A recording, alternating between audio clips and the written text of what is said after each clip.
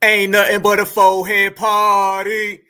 Donald Trump about to deport some Somalis. We got big foreheads. We got dusty foreheads. We got rusty foreheads. We got what the hell is this foreheads? And we got certified foundational Black Americans in the house. And we got this 14th Amendment that don't nobody else got. So FBA gonna stand on it. FBA gonna ride with it. And FBA gonna bring it all the way in. Tupac, let them know. I don't care what y'all think. If you whatever the fuck you think you are. And until we own some shit, I'ma call it like it is. How you gonna be a man and we starving? Go ahead. You know? And you can walk by 5 different houses, ain't a man in either one of them motherfuckers. How we gonna be a man? How we gonna be African Americans? And we out here dying. We thugs and we niggas until we set this shit right.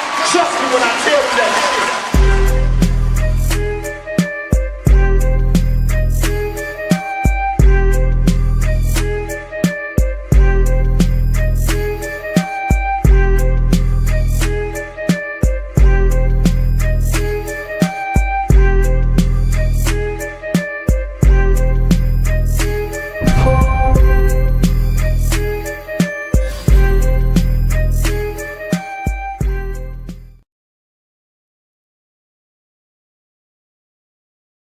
Hated to love it, the underdogs on top. And I'm going to shine, partner, until my heart stop. Go ahead and envy me. I'm the Black MVP, and I ain't going nowhere.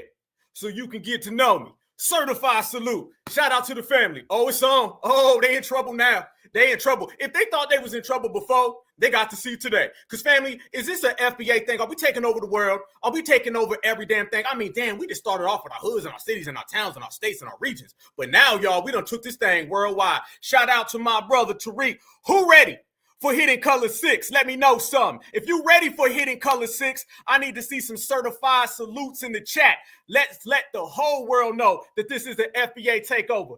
I just touched back down from California. I just seen the certified family on the West Coast, on the East Coast, was in Atlanta, all the way around. Now we back again, fam, and we in here holding it down, getting ready to have this whole foundational Black American takeover. It's ours, y'all, and you already know it's ours, and they know it's ours, and we standing good. When you put the FBA brothers and sisters together, and all them FBA riders together, you know one thing, family, and that is that them regulators is about to mount all the way up. Yes, indeed. It's a beautiful day to be FBA, and when you certified all the damn time, and we in the building, in the place, y'all. Let's go there. We going all the way there, because there's only one speed we know, and that is 100 miles an hour, and we rocking. Let's go. Fam, you already know. FBA done took over the world. But goddamn, let me go ahead and give you a little information. We done took that energy and that heat and done went all the way up. Yep. While the Somalians is having nothing but a 5-head, 6-head party, and Trump about to deport some Somalis, FBA over here making it happen. Hidden Color 6.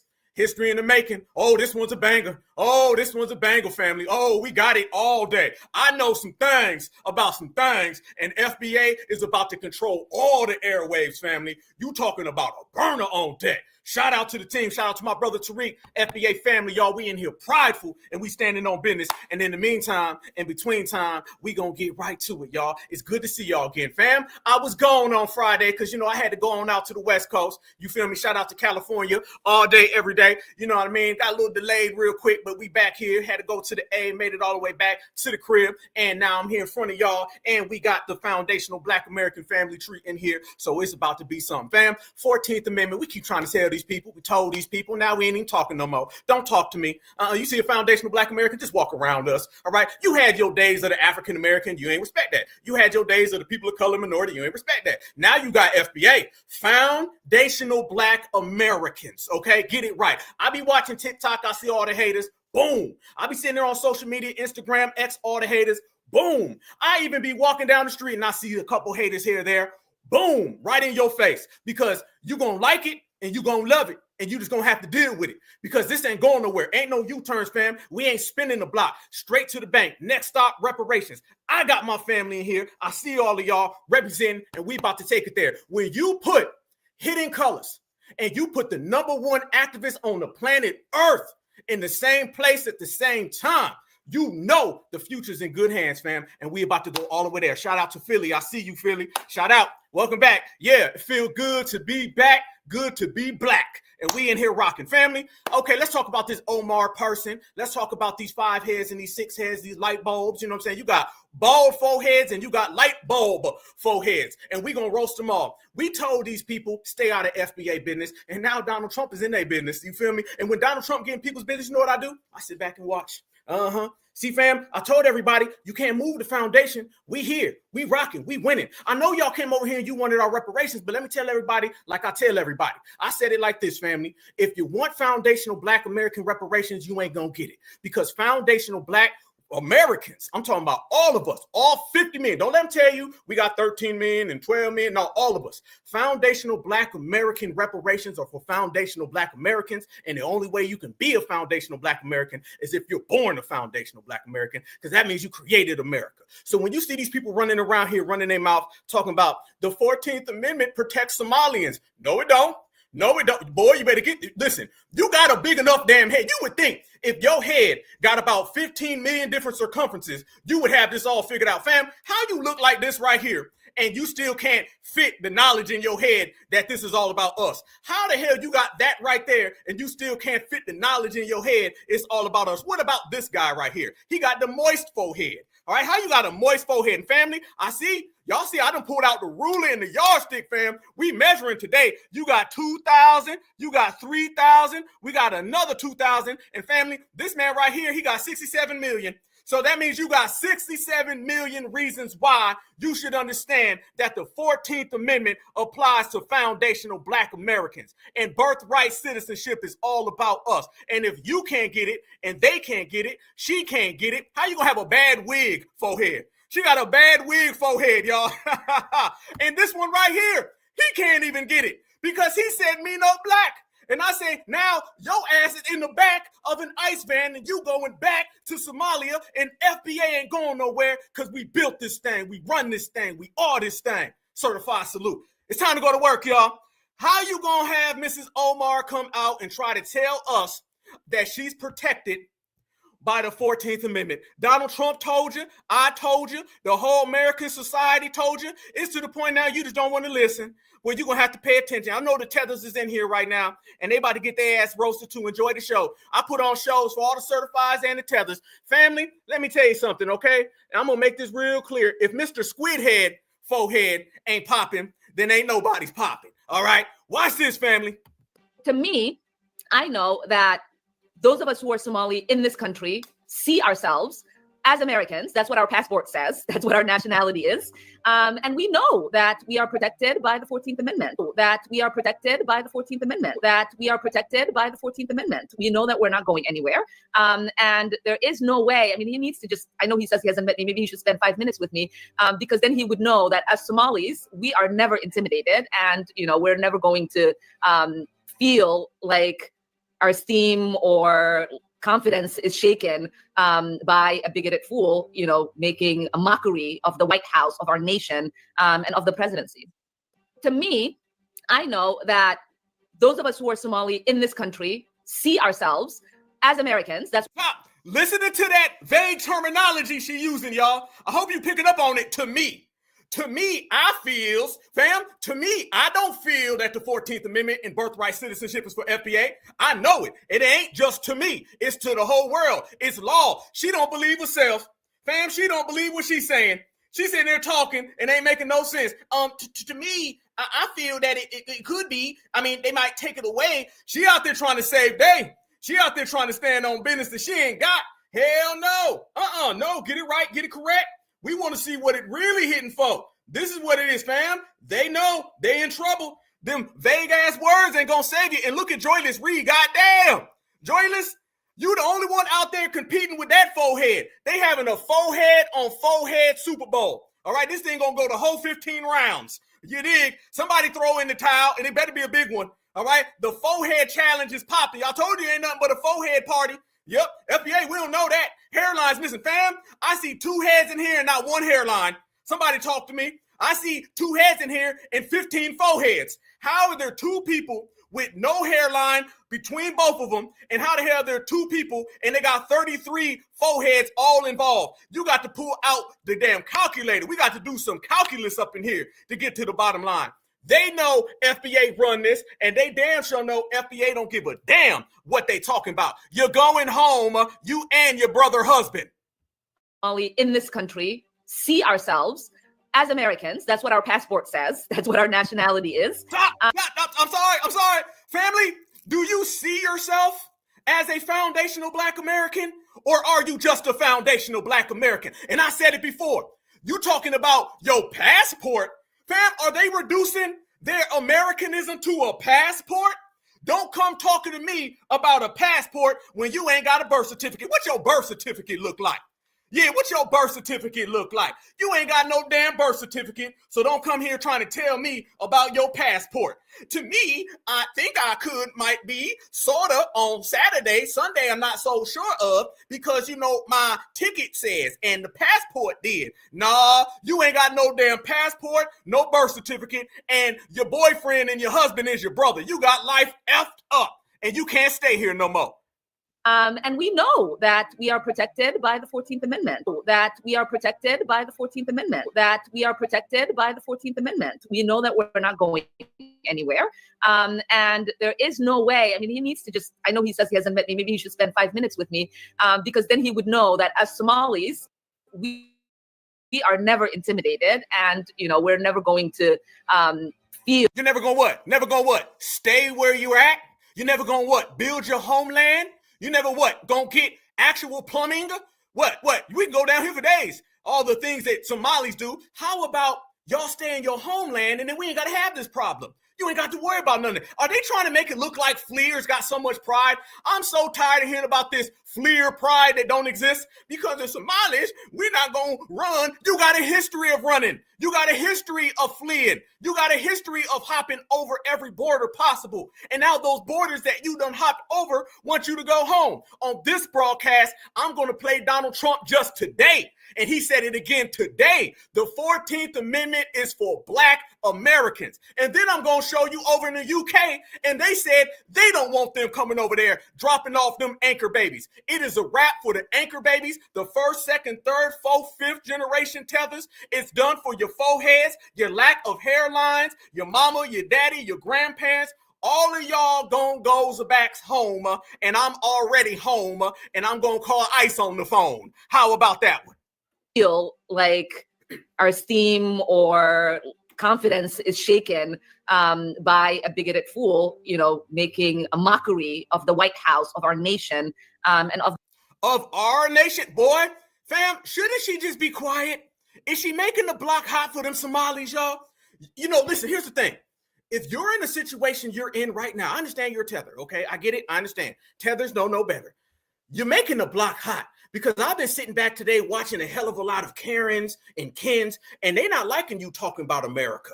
No, especially not when you're taking billions of dollars. Fam, America be on a whole lot of different playing fields. But one thing I noticed is that all of America wants to see the Somalis gone. All of them. I done seen an old ass Karen lady, and she was saying, get on out of here. Take your brother husband with you. You got a brother husband and you trying to talk to us about America. No, it don't work that way. No, it don't work that way. What you should have did is just been quiet. You should have been quiet. See, we seen all the faces of tethers, y'all. The tethers were out here talking reckless to FBA because they thought it was going to all come down on us. Y'all see that nervousness in her? You see she was looking off. I think we should be. I mean, I got to ask. No. I don't see that confidence no more. See, she thinks all of that dissing Donald Trump stuff is going to help her. Nowhere in the world, Mrs. 14 Head, all right, are you going to get access to a country where you're disrespecting the president, especially if that president is white. So you mean to tell me you think you're going to get better positioning in America disrespecting the white president that just won in a landslide based on immigration, and you come from a failed country?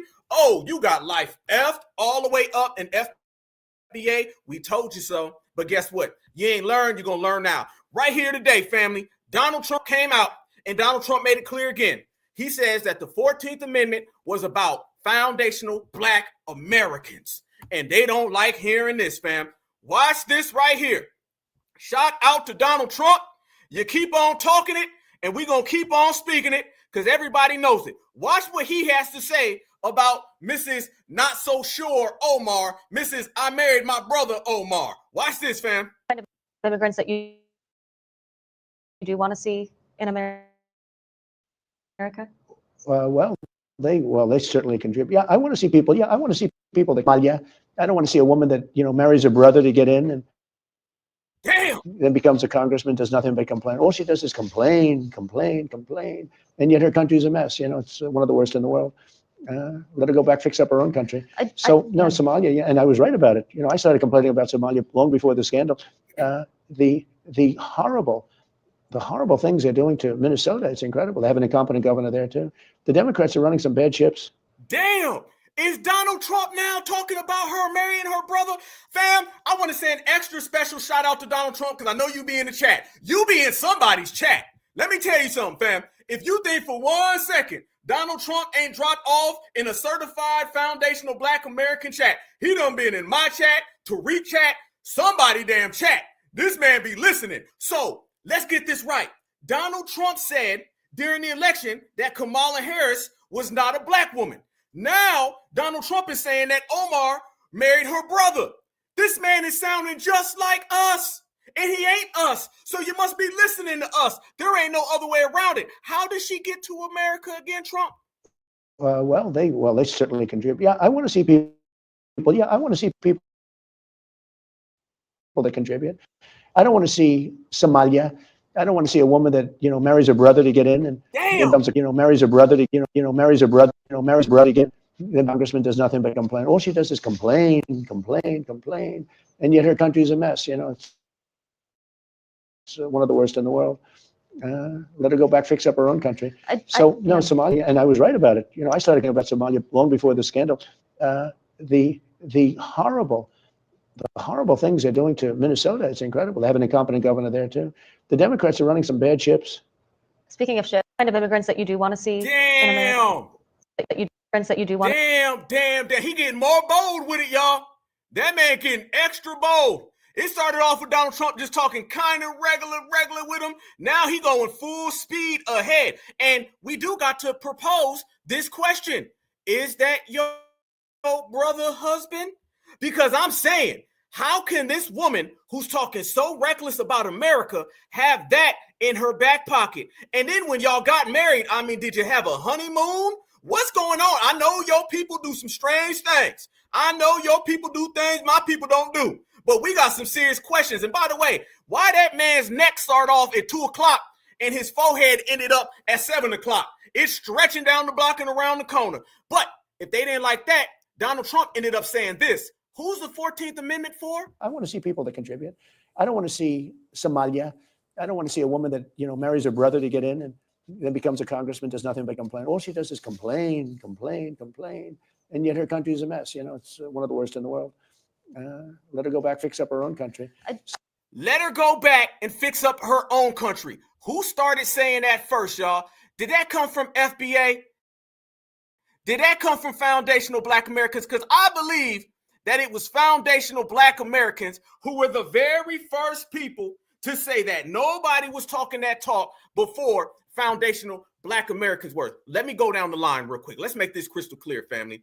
Foundational Black Americans were telling these people to fix their homeland. Now, Donald Trump says fix your homeland. He's saying it verbatim, y'all. It ain't just the fact that he's saying things that we say. It's the fact that he's saying them just like us. Damn near verbatim, y'all. If foundational Black Americans say something, Donald Trump comes out and he says it and he echoes the same sentiments and the same statements. Damn, we were out here talking about the 14th Amendment. Now he is birthright citizenship. This is all good. And I'm going to tell you why this is all good, fam. This is good because what we've done now is that we done put a big headlight on everything that goes on in America. If you come to America now, you have to acknowledge it. See, I look at it like this.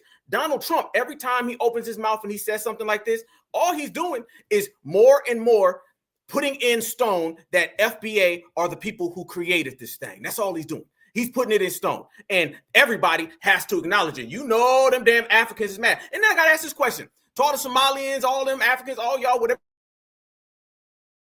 you want to be today, okay? Let me ask you a question. Tell on the people protected by the 14th Amendment. I want to know that. I want to know why they don't really be on that type of time. Y'all notice this, fam? You ever notice that it be the Africans who are so upset at foundational Black Americans being the originators. Africans be more mad than anybody.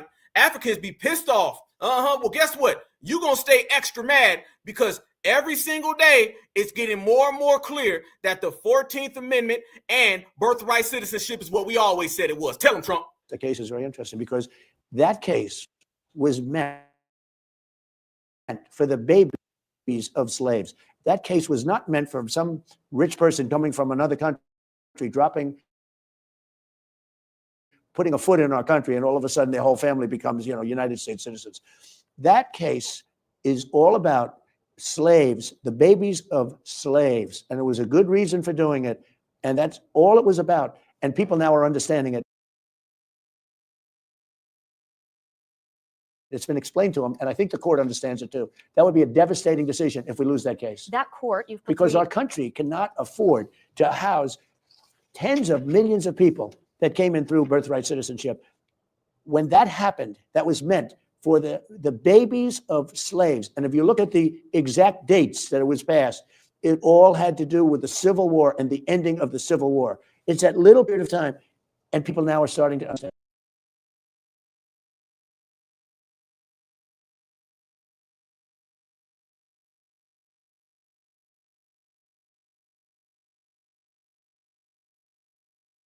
In our country, and all of a sudden their whole family becomes, United States citizens. That case is all about slaves, the babies of slaves. And it was a good reason for doing it. And that's all it was about. And people now are understanding it. It's been explained to them. And I think the court understands it too. That would be a devastating decision if we lose that case. That court, because our country cannot afford to house tens of millions of people that came in through birthright citizenship. When that happened, that was meant for the babies of slaves. And if you look at the exact dates that it was passed, it all had to do with the Civil War and the ending of the Civil War. It's that little period of time, and people now are starting to understand.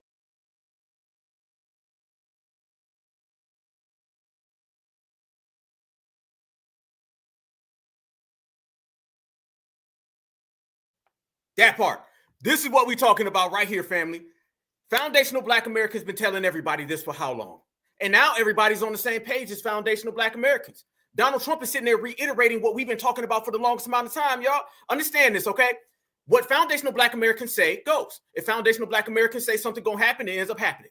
And now what you're watching with this delineation movement, remember, y'all, this is a lineage-based foundational Black American family tree. But the movement is delineation. So you're dealing with lineage and delineation at the same time. And when you put those two together, you got something that we're all watching, and we're watching it clear. Delineation's on the forefront. I told everybody delineation was knocking on that door, and now delineation done kicked that door in.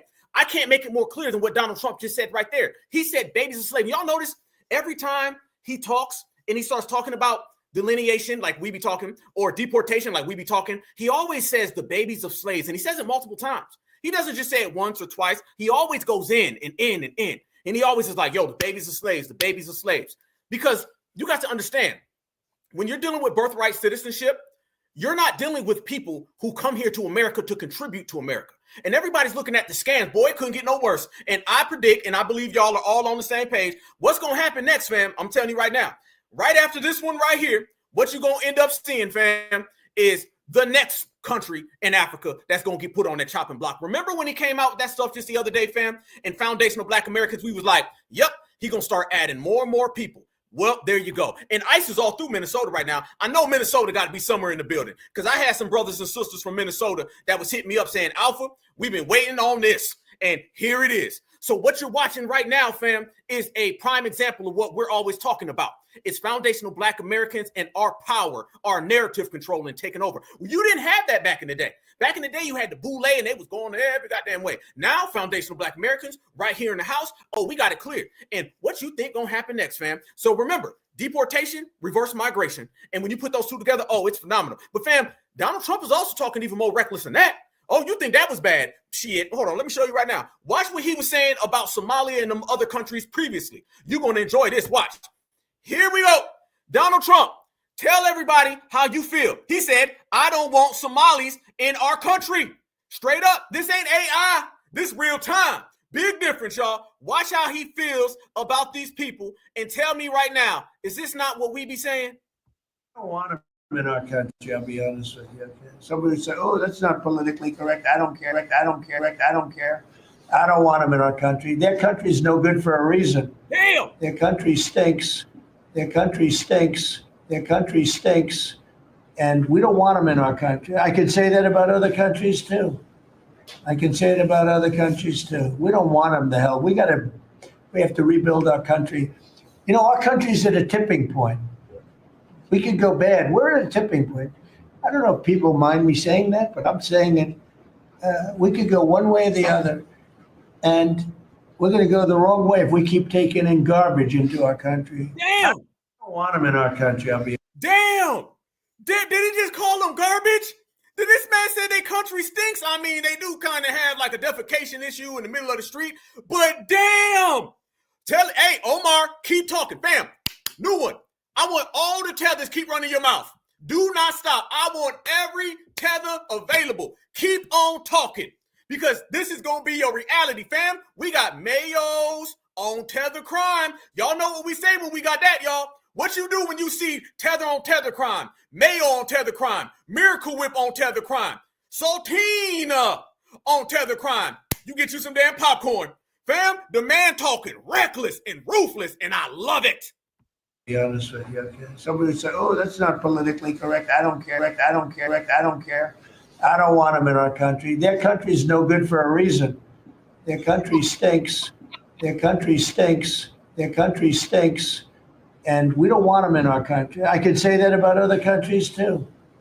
I can say it about other countries too. We don't want them to hell. We have to rebuild our country. You know, our country's at a tipping point. We could go bad. We're at a tipping point. I don't know if people mind me saying that, but I'm saying it. We could go one way or the other. And we're going to go the wrong way if we keep taking in garbage into our country. We going to go one way or another, and it's going to be bad if we keep letting garbage in our country. Goddamn. I mean, fam, when they be talking about FBA's a hate group, why don't they get mad at Donald Trump? Fam, he be saying stuff way worse than us. We just be like, hey, man, get your hairline together. Hey, man, fix your homeland. FBA don't be out here talking about some of your garbage. Your country stinks. We don't want you. We just say, stay out of my business. I got reparations. I got money. I got my FBA family tree. That's all we say. Trump take it further. So how come you don't talk about Donald Trump? Let me tell you what's happening right now in America, y'all. The dominant society has two aspects of what they do in terms of immigration. When you deal with immigration in America, you're dealing with a formal and an informal contract. See, the Democrats write a contract with all the tethers on the planet. Let me tell you what that is. I'm going to tell you exactly what that contract is and what it states. I'm going to give it to you verbatim. It says, come to America, Mr. Tetherman. Bring your 15 head and all your anchor babies and your no hairlines on you and your kids. And we will give you Black American tangibles and Black American laws if you come down and you're harsh on Black Americans. There you go. All the tethers put their hands up and say, me. And then they run over here to America. That, though, is a problem because those are the liberals. Let me tell you what the conservatives do. The conservatives say, I don't give a damn what law, what benefit, or what you were promised by the damn liberals and the Democrats. Your ass is going home, and we don't want you here. And your country stinks, and we don't want you ever to come to America. And they rip that damn contract up. What we're watching right now is that all the Somalis and all the Nigerians and the Kenyans and all of them, all the tethers, their contract that they wrote in blood with the Democrats has been null and void. Donald Trump just ripped it up. See, you got to understand, Donald Trump don't honor the promises that the liberals gave to all the immigrants. And he's letting you know right now, I will send your ass home. So all of that talking about FBA don't backfire, huh? Yep. All that hating on FBA, that done backfire, didn't it? Everything that you were saying about foundational Black Americans, it done came full swing on your ass, Mr. Postman. So now you got to go. So all that fleeing is then you're going to flee back home. And when you flee back home, it's over with and it's a wrap. Family, you can't get no better than this. I love me being a foundational Black American. I love always being right. I love always being correct. I love checking folks in real time, in between time, all the time. This is what we do. It's getting better every day. And also, let's say this as well, fam. Can we go there? Now you're seeing what? What are you seeing going on in Minnesota? In Minnesota, you're seeing ISIS there.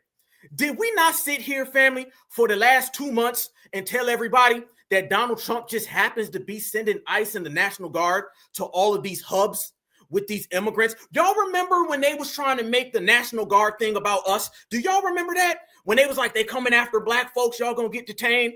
Now, if you look, I think we got enough evidence compiled now, right? Don't we have enough evidence, y'all? Aren't we pretty solid now and everything? It's clear as day. All that was a prop and it was a front. So now all of those places that were on the news that they were trying to make us the face of, it's straight up Somalis now. Just like in Chicago, it was all the damn Nigerians. On top of him going into Nigeria. Donald Trump knew exactly what he's doing. I know Donald Trump's hustle. Donald Trump will finesse real good. He'll say it's this, but it's really that. So it's clear now, none of that was about us. And ICE is all up in Minnesota. And you already know they're going down there to New Orleans, Louisiana, because they got all them tethers going up. All that tether stuff in Louisiana, I'm going to tell you now, that's about to get shut down. That's about to all get shut down. I know they was thinking they was going to get some mayors, and they were trying to turn New Orleans into another Minnesota. And Minnesota has become a hub and a prime example why everybody in the dominant society is going so hard on them. Oh, yeah. You thought you was going to pull that stuff, fam. They were sitting back with that contract that they got from the Democrats, and they were like, okay, we're going to get Louisiana. We're going to get Savannah. I was just in Atlanta. Fam, do you know how many damn Africans work at the airport in Atlanta? If Atlanta's in the house, forever I love Atlanta. Atlanta love me. We love each other. Fam, do you know how many Africans they got all in Atlanta? Oh, that's about to get shut down. I'm telling you that today. All that stuff you think you was going to pull in Louisiana, oh, that's about to get shut down. You name the place where you've been walking to the store and it was 1 little, 2 little, 3 little foreheads. Y'all know what I'm talking about? When it was 1 little, 2 little, 3 little Pedros, 1 little, 2 little, 3 little Mutombos, 1 little, 2 little, 3 little Dikembes. That's going to go from 1 to 2 to 3 to 3 to 2 to 1 to none. All of that's about to go in reverse. He said reverse migration. Now you about to see the numbers go in reverse. You ain't about to start picking out cities and just sending them to foundational Black America. But let me say this as well. They were also running around here telling us what, y'all? What were they telling us? The Somalis were out here telling everybody they weren't black. They weren't black. Now you want to be black now. Oh, now they want to be black, y'all. Now everybody want to be black. It's funny how black these people want to be. This is why we delineate and we made it clear. You ain't black. You ain't BLACK. You MOP. You a melanated other person with the emphasis on other, because you ain't us. Let me go ahead and refreshing everybody's memory. Watch what this sister says, and she put up the clips. Look at all these Somalians that weren't black until ICE showed up. And you ain't never gonna be black, and I ain't never gonna see you because your ass is going home. Watch this. Tweet today talking about tell it how it is, sister. The tell fact it how that it is. Trump is targeting. Tweet today talking about the fact that Trump is targeting Somali people in Minnesota is going to put Black Americans at risk. I don't think so. I think that Black Americans and Somali people don't look anything alike, first of all. Second of all, they don't even consider themselves Black. We are Somalis, not Black. There, I said it. Somalis are not black. Let me explain why. Looking at me right now, chat, am I black? I'm literally brown. I'm literally brown, bro. Think about it as well. Somalis are Arabs. We're in the Arab leagues. We speak the Arab language. We eat the Arab food. Bro, think about it like this, bro. If a whole community doesn't regard themselves as black, we can't be black, bro. Somalis are not black. Now, before you disagree with me, I just want to say, listen, right? There's no such thing as a term black. No. Good. I'm not disagreeing with you. No, go ahead. Don't be black. Let me tell you something, fam. And I want everybody to remember this right now. This is the motto going forward. If you don't want to be black, then black don't want you. How about that? We are closing all doors, all gates, all access to people who want to be black. You ain't black.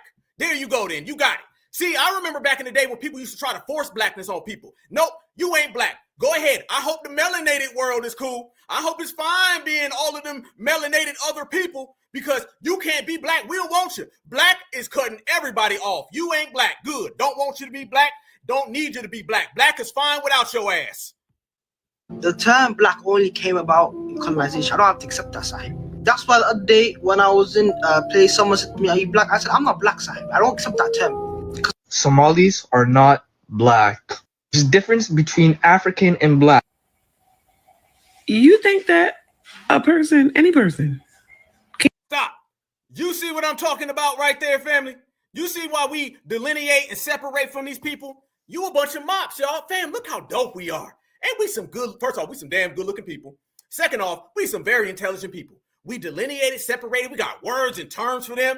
You ain't black, no, you a mop, you a tether, you a fleer, a hopper, a skipper, a jumper. We foundationals. You can be whatever the hell you want. Y'all see how cold we are in these damn streets, family? You see what we out here hitting for? Man, we are amazing at this point. So delineation saved the day. So we don't need any of these people. And what that done, that created a split right in the middle to where these people can't eat off our plate. Remember, y'all, back in the old days, these people used to eat off our plate. Now you can't eat off our plate. It seems like the news is getting worse and worse for them every time you turn around, and it's getting better and better for us right here, right now. They don't really know what to do. They don't know what to do. But I'm telling you right now, oh, they pissing Karen off. Oh, they pissing Karen off. Let me talk about Mrs. Omar real quick, okay? Let me talk about that right there. Somebody said I'm fine. You know, I like to believe I'm a handsome brother from foundational Black America. Y'all know we got them DNAs in us. You know what I'm saying? We be out here holding it down. Check this out right here.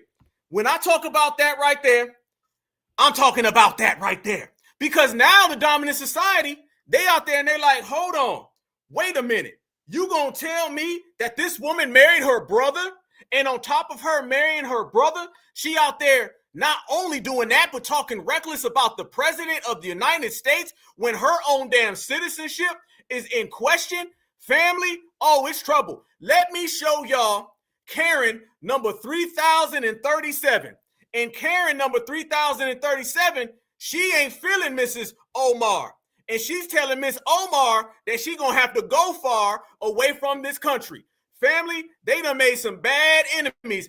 The Miracle Whip Mafia is mad at you, Omar. And the Miracle Whip Mafia says they want to see you gone. Watch this.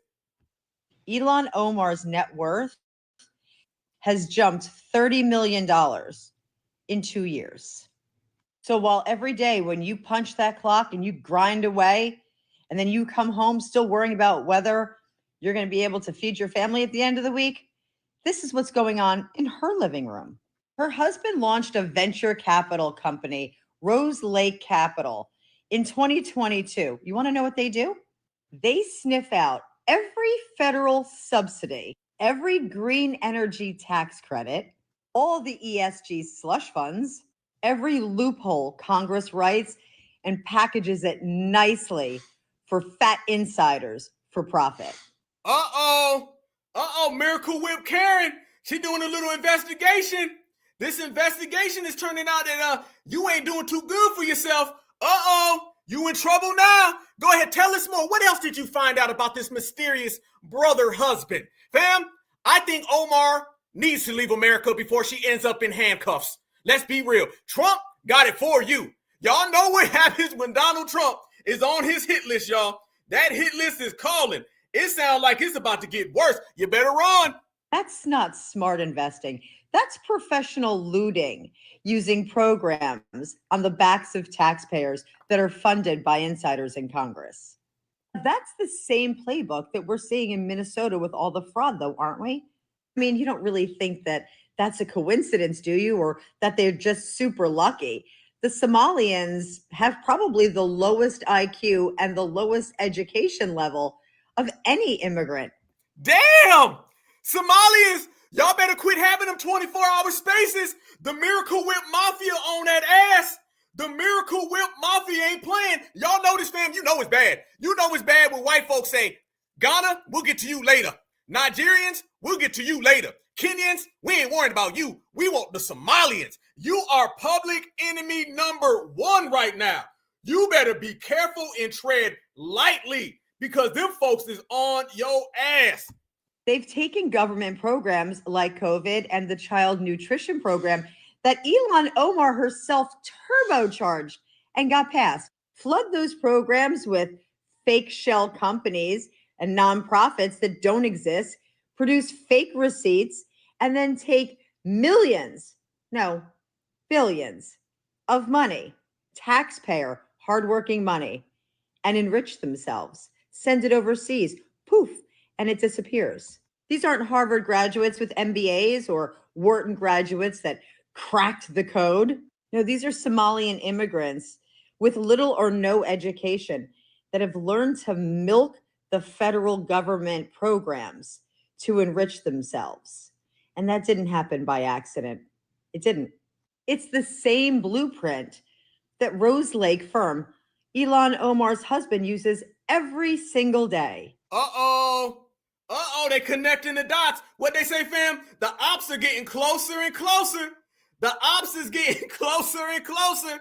Hold up. You meaning to tell me that all of that corruption going on in Minnesota, the scams that have been plotted and planned that the world is talking about now, are you meaning to tell me that they're finding a direct connection with that and her husband? Oh man, the plot thickens up. Spot the grant, the federal subsidy, check the box in the name of community or disadvantage or children's nutrition. Everyone's favorite, the Green New Deal, clean energy. Man, did they make billions of dollars on the backs of taxpayers on that bullshit scam. They just form the shell company, they file the forms, they produce the fake receipts, and they take it straight to the bank. It's that easy. And they don't lift a finger. They don't clock in like you and me. They don't bust their ass all week long. And then look. Now, Karen, I got to disagree with you right there. I got something I got to disagree with Karen. Karen, now we know that your kind ain't got no ass. So stop playing, okay? Stop playing. You can call it what you want, but that I disagree with, Karen. We all know that's BS. So you may be right about Omar. You may be right about the Somalians, but you are completely wrong because your people ain't got no ass, just a flat wall. All right?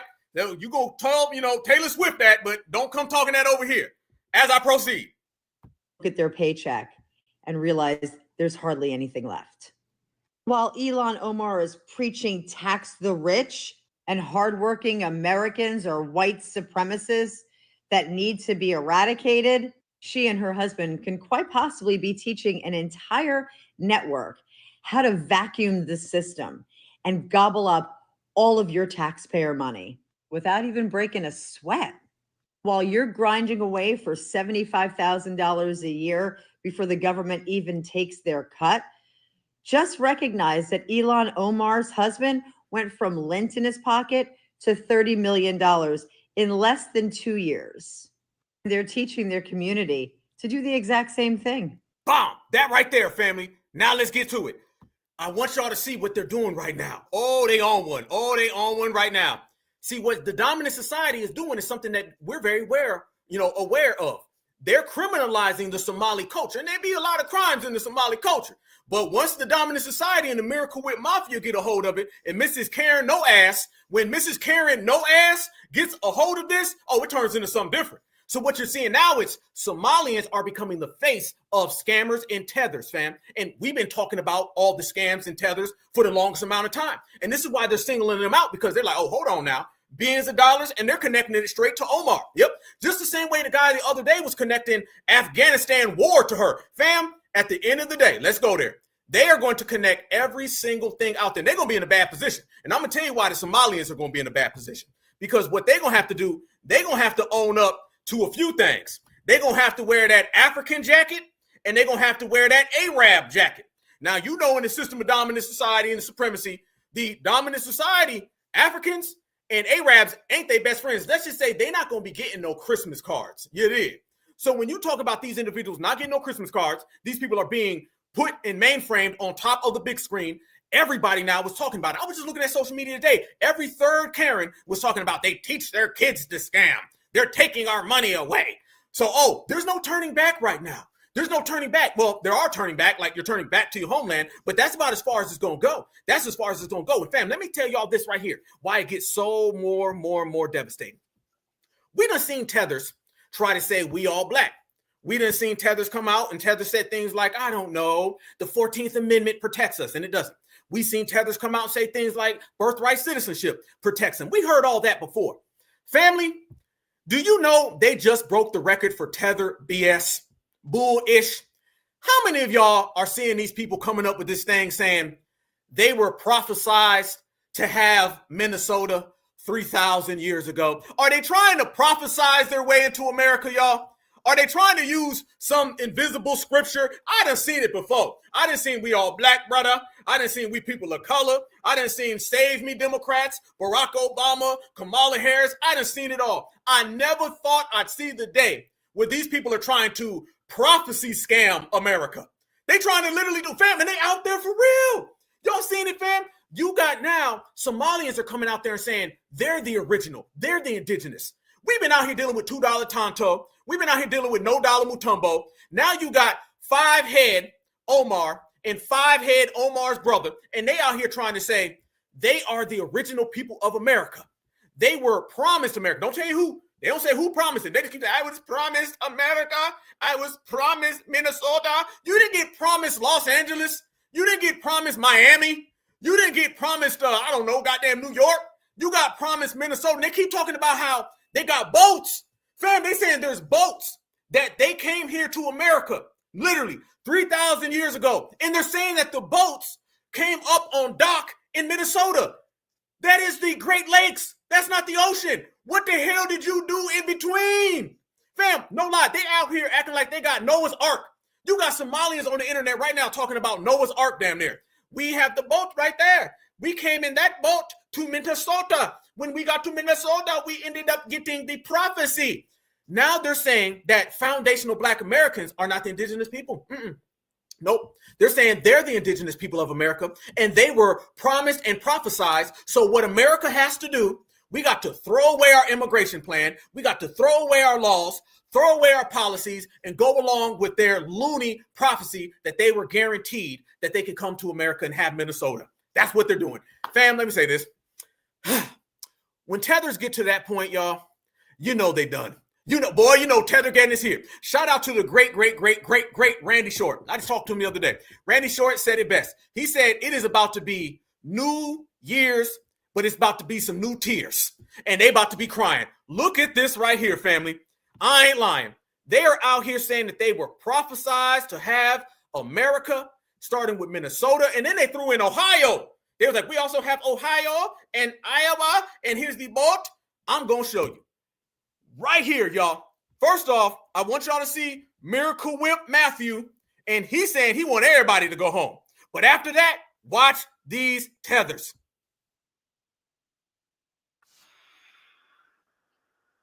The 14th Amendment does not apply to you. The 14th Amendment was about slavery. The 13th, 14th, and 15th Amendment was about slavery. Minnesota was promised to us Somalis 3,000 years ago. And if you disagree, you're an anti-Kushite bigot and you need help immediately. Also, if you read Genesis 12:3, it says that those who bless Somalis will be blessed, and those who try to harm them will bring harm upon themselves. I didn't say that. Genesis 12:3. No, that sounds like a threat. Somebody get Homeland Security on the phone. Are they telling us, y'all, that if we don't go along with this loony prophecy, then something bad's going to happen to us? Is this where they at with it, y'all? Are these people this desperate? I'm telling you, that's what I just heard. That's what I'm hearing, y'all. Man, we done whoop these tethers to defeat so bad, y'all, that now they're saying prophecy is allowing them to harm us. Let's go. Just saying. 2026, I'm going to the promised land of all the Somalis. We were promised that land 3,000 years ago, so I'm going to be there in 2026. 2026, I'm going to the promised land of all the Somalis. We were promised that land 3,000 years ago, so I'm going to be there in 2026. So facts are coming out now that Minnesota was promised to the Somalis. And that was 3,000 years ago. Those are facts. Facts don't care about your feelings.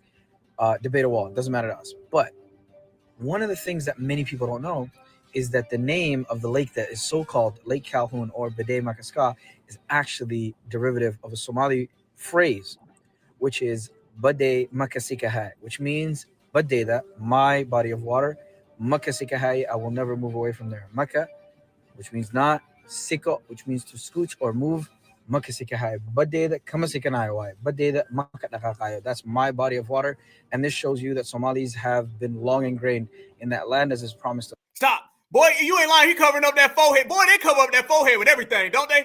Don't they, family? Boy, they trying to cover that forehead up. But these, forehead covered. Nah, bro.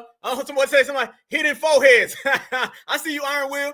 That's the new one. Hidden foreheads. Yeah. Watch it, fam. He's really talking this like he believes it. He said it's the fact that we need to go argue with a wall if we don't believe this. Away from there. Maka, which means not. Siko, which means to scooch or move. That's my body of water, and this shows you that Somalis have been long ingrained in that land as is promised to us 3,000 years ago. This boat is what me and my ancestors used to claim Minnesota, and it was promised to us 5,000 years ago. Basically, the Minnesota boundary desert like this, it signifies the rowing, and the steering of this huge boat. And when we do this, it signifies the rowing that we had to do to get to Minnesota, the promised land for all Somalis. Yep, we'll take a look right there. Those are the borders. That's the boat. That's the boat right there, family. That is the boat that they said that they had to float to get here to the United States of America, and they shored in Minnesota. Family, how in the hell do you shore in the Midwest? You ain't mentioning none of the land that gets you there. You didn't shore in the Midwest, homie. They found Noah's Ark of the foreheads, fam. They found Forehead's Ark. They done found Forehead's Ark, and she's telling everybody that that is how they got here to the United States of America, and they were promised Minnesota. That is literally what she's talking about. Right? Yep. Right there. It stands for Somali American Ship. They had different flags back there. That's why it's a little simple. You know what I'm saying? But this is Inga Muhammad. This boat was named after my auntie Inga. Parents were illegal. Damn. Oh, man, there's so much to unpack with that one. Oh, and we about to unpack with that one. I cannot believe what I just seen. Family, these people have literally tethered themselves crazy. They done tethered themselves crazy. I'm talking about crazy as hell. You understand? You out here now saying that you have a prophecy that said that America belongs to you. If you want to tether to America, just say it. All right? And then they want all of Americans to play along. They want us to play along and be like, okay, just rip up all the laws. Laws don't mean nothing. Nope, they got a prophecy. And do y'all notice one thing about that? There's two things that I picked up on. I know y'all did. Did y'all notice, first off, they never say who promised them? They just start saying they were promised. Okay, by who? By what? I know your head got a hell of a lot of different names in there, but who? And then on top of that, I thought y'all was Muslims. Why? They keep reciting the Bible, the Christian Bible, but they're not talking about anything in the Quran. So I'm wondering here, which one is it? Are you jumping from religion to suit your fantasy land? Because that's sure as hell what it sounds like. Sounds like you were just jumping from one to the other because it's all bull-ish. And you know it is. You know damn well don't nobody believe you, and you know damn well that ain't gonna work. Here's a news flash. That ain't gonna work. If you think the average American is gonna be like, yeah, they had a prophecy now, so we need to go ahead and just allow them to come on into America because they prophesized it. No, your prophecy ain't gonna be that good. Nope. And then there's another Somalian guy that's out here, and I'm gonna tell you right now, he's threatening Americans. Yep. And particularly, remember, y'all, when they say American, they're really talking to Black Americans because they would never talk reckless and violence when it comes to W's. All right. So let's get this right. They're running around here talking about the prophecy. They just making it up. They running around here talking about boat. They done found the Noah's Ark and everything. And now they're also out there saying, if you got beef with one Somalian, you got beef with all Somalian. They say they won't take it to the street. They said they ready to take it to the street when it comes to them. Let me show y'all right now how reckless and ruthless they talking. They said they want all the damn smoke, family. They said they want smoke the size of their foreheads. Here we go. Watch this right here, fam. This guy says, if you beef with one Somali, you beef with all Somali. Watch this right here. Dude done lost his mind. If you beef one Somali, you beef every Somali. If there's one thing about Somalis, they are going to ride out for their Somali brothers and sisters. They are going to crash out. And they don't do one-on-ones. They're going to jump you. Abdi's going to go tell Rector. He's going to go tell her brother Mo. He's going to go tell Naima, and she's going to tell her Opti. He going to go tell Habib. Y'all scared? How many of y'all scared? We will get you. We will jump you. He will go get his brother, Umar. He will get his sister, Omar. And Umar married together. Okay, he going to go get Omar and her brother husband. Watch it, y'all. Dude said, hey, he sound like he ready for some smoke. You are fucked. You are well and truly pissed if you get into beef with a Somali. Because word will get out that you're beefing the Malis. And then it's up from there. Even if you think that Somali is miskin. They just watch anime and play PlayStation. They have someone in their network that is a trapper, that is on job. The Somali. Oh God. Did he just say somebody who's a trapper? Y'all hear this stuff, y'all? Y'all hearing this? He said that they want all the smoke. They got some trappers and some clappers, and they just some damn actors. You ain't doing nothing. Ain't nobody scared. You better be quiet. You better sit the hell down and worry about ICE and Homeland Security. I'm about to turn this dude in. This man thinks somebody's scared. You beef with one, you beef with all. Oh, no, y'all all got, hey, and he's covering his forehead too. Do y'all think it's a coincidence or an accident that this man put this little logo in front of his head? You see how he's covering up his head right there, y'all? Talk to me now. Damn, we done seen these people use do-rags, bandanas, comforters. We done seen them use rags. We done seen these folks use carpets. Now this man's trying to use all the damn caption to cover up his head. Y'all seem to love Somalia a lot, but be damned ashamed of your foreheads when your forehead goes together with Somalian like a hoe with a pimp. Stop playing.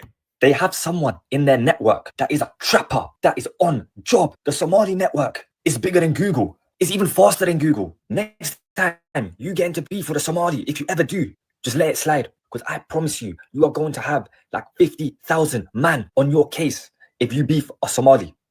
Uh-oh. Woo! Oh, man.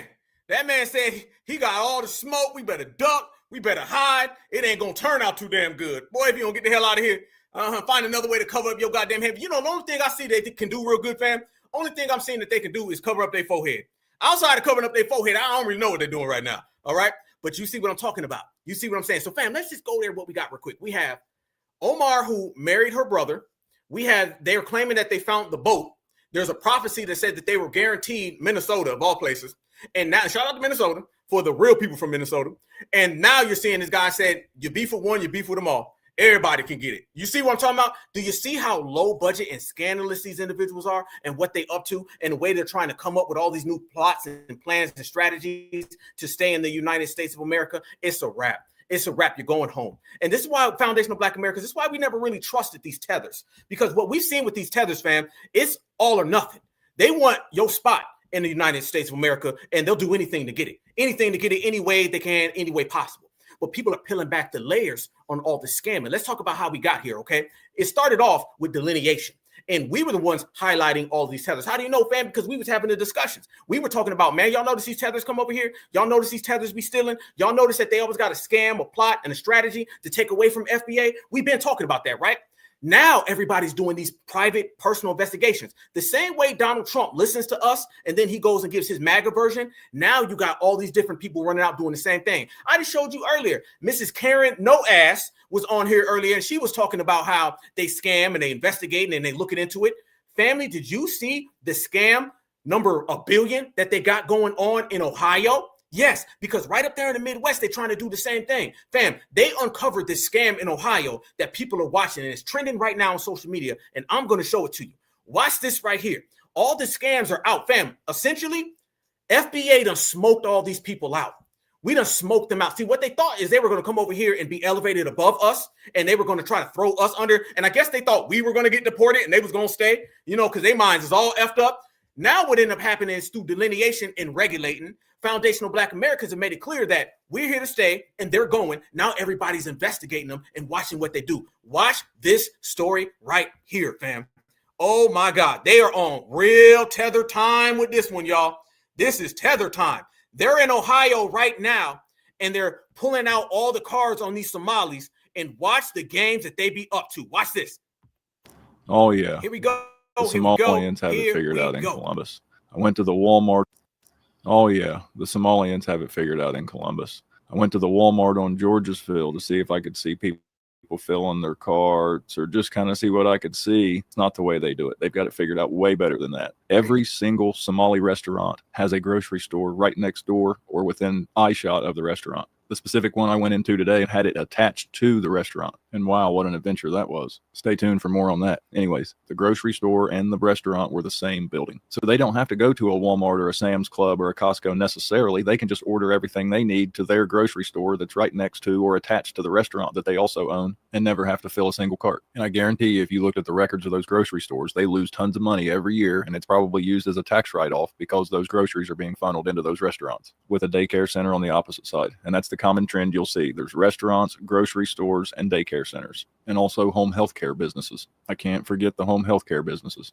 Nakia was absolutely right. And the reason for the daycare centers, I found out while I was at Walmart. 3/4 of the workers I saw working in Walmart, especially the cashiers, were Somali women. You got to figure if you have 2 or 3 wives that you don't have to claim, these women can go work at Walmart full time for $15 an hour and still qualify. Stop.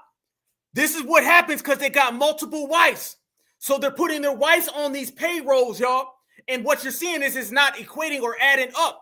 And they're basically tax writing off this. Man, this is an elaborate plot. This is just in Columbus, Ohio. Shout out to the hood.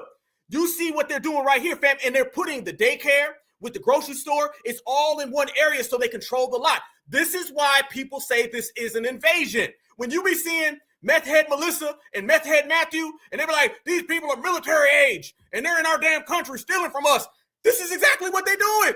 They in the country and they stealing from you. They in the country and they trying to take away. It gets even worse than this, fam. Watch this scamming. By the way, FBA called it out, smoked it out. Now Ken is talking about it because we were. So I saw working in Walmart, especially the cashiers, were Somali women. You got to figure if you have 2 or 3 wives that you don't have to claim, these women can go work at Walmart full time for $15 an hour and still qualify for food stamps as long as they have a couple kids, which you can guarantee you they at least have 2 kids. Hell, they average 7. Or same story as working as a home health care aide. They have most definitely figured out the system and how to take advantage of it. And Columbus doesn't break down its numbers like Minnesota, but if anything like the 88% of the Somali community is on social services in Columbus, I can only imagine how deep the fraud is. So I'm changing tactics and going back up Monday, and I have a couple ideas to see if I can't sniff a few things out. Thanks for tuning in. He said he going back up there. Y'all done pissed Ken off, and Ken said he's going back up there. Fam, let me tell you this right here, and I'm going to make this clear. You're done for.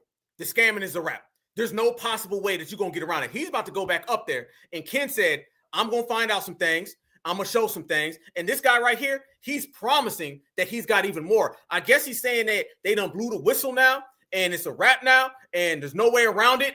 This is just what I'm hearing, y'all. Word on the street, word on the block. And everybody wants to find out exactly how all of this ended up happening. And it started getting more and more worse, and this is why the dominant society is folded. Fam, the block is hot.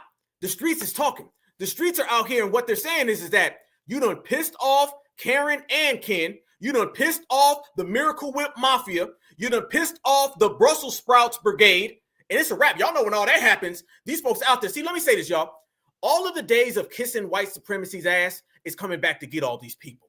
See, you've been running around here tap dancing for the system of supremacy. Talking about I marched with Martin and I marched with y'all. You ain't did nothing. So you've been on their side, and now mommy and zaddy are just giving your ass a whooping. You getting a spanking, and that spanking is going to come. And guess what they're doing, y'all? They're dumping all of these scams from Somalians on Omar. So now Omar has to deal with the fact that her people are making the block hot in her hood. Look at this one right here. Here's another scam, y'all. Oh, we ain't done. Watch this, fam. We're going to go all the way down the line, and I'm going to show you some crazy scams. And by the way, shout out to the Certified Foundational Black American Family Tree. Because, again, we was the ones calling out the Nigerian scammers. We was the ones calling out the Kenyans. We was the ones calling out all of the Somalians. Now it look like the world are saying the things that we've been saying for the last decade. So if we are that far ahead of time, imagine what's going to happen in the next 10 years. Easy work. Look at this. Here we go. Check this out, fam. They on Omar. Now they want to say, are you responsible? What you got to do with all that? Look at the headline and look at Ken. Look how pissed off he is. Look at him right here, fam. Look how mad that man is. You know he about to whoop his wife. He going to beat her with his Toby Keith CD. He going to put Taylor Swift in the damn figure 4 leg lock. Oh, you done pissed off the Miracle Whip Mafia. Oh, the Mayo Brigade is mad. They going to break your damn back with some Brussels sprouts, unseasoned. You about to get some goddamn casserole with some raisins in it. You about to get whooped. Look how mad he is. This man is out there going full vampire. You got the vampires on you now. Fam, it's about to be vampire on tether crime. That man is pissed. I ain't even hit play yet. All he is a news anchor. You that mad? So let's get this right. We had Karen No Ass Meth Head Matthew, you got the Miracle Whip Mafia, and now right here you got Crazy Ken. All of their asses is going. He said Ken is furious. Watch this, and guess who they blaming? They blaming Miss Omar for all of this. They putting all of this on her plate. So it don't look like that 14th Amendment gonna hold you down. Birthright citizenship is ours. So now what? Look at the headline, Somali scammers. Look at Ken, psychopath. And now watch this. I'll ask again, where did Ilhan Omar get all that darn money from? Let's go through it.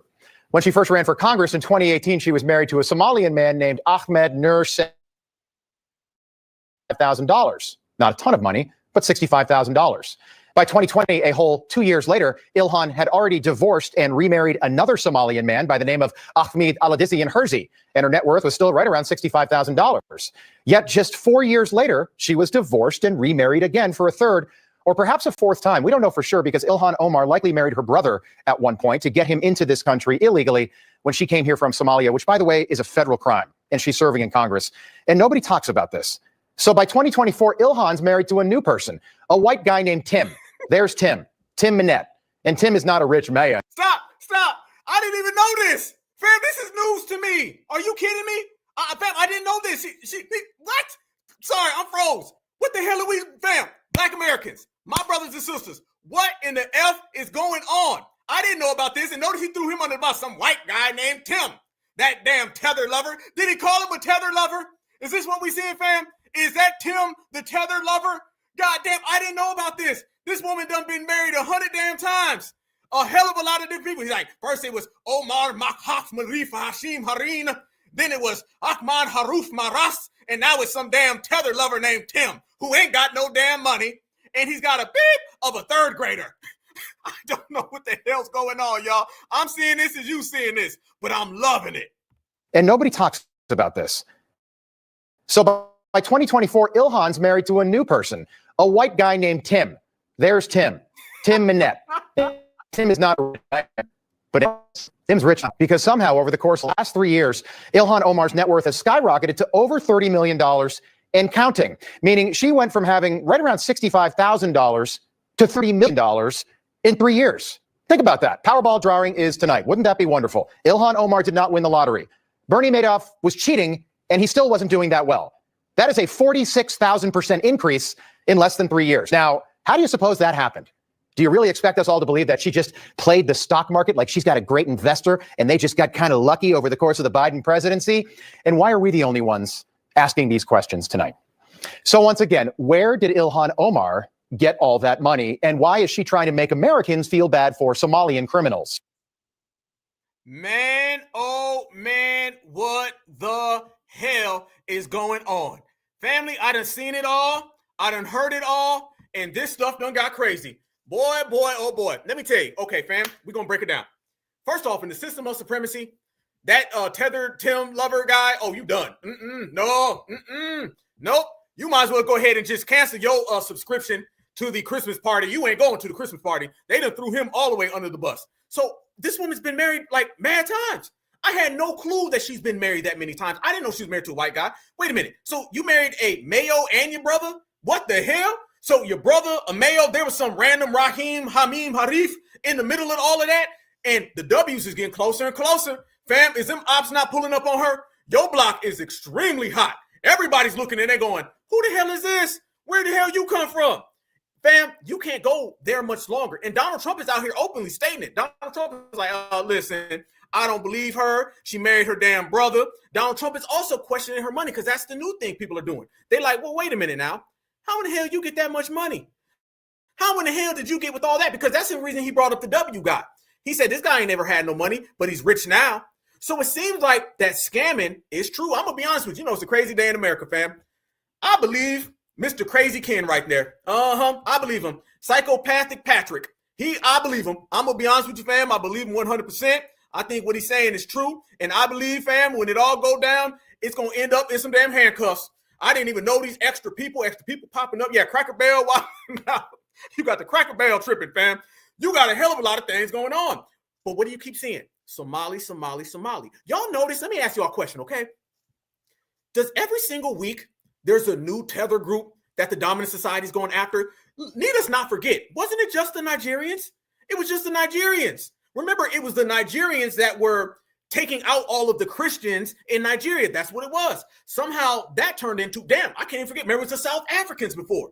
Every week, there's a new group. I don't know who the hell it's going to be next week. You already know it's Pedro 24/7. It seems like Trump is just going down the list, and he's like, we're going to get them, we're going to get them, we're going to get them. Remember, it was the Haitians just a week ago? Remember that, fam? The Jamaicans, it was TPS. Nobody's even talking about TPS no more. It's like every week there's somebody else that he's got his sights on, and he's going after him. And I ain't mad at it. And I'm laughing, and I'm having a great time. And, fam, that's only one scandal. How about this one? Oh, this one's smoke. Oh, this is smoke right here.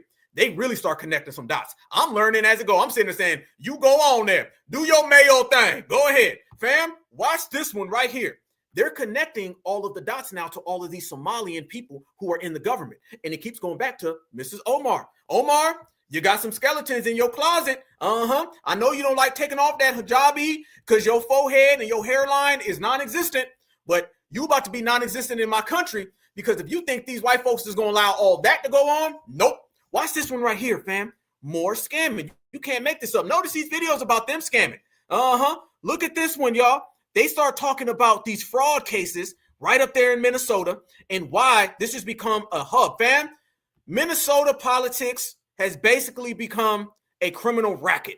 And this criminal racket is out of this world. Watch this one.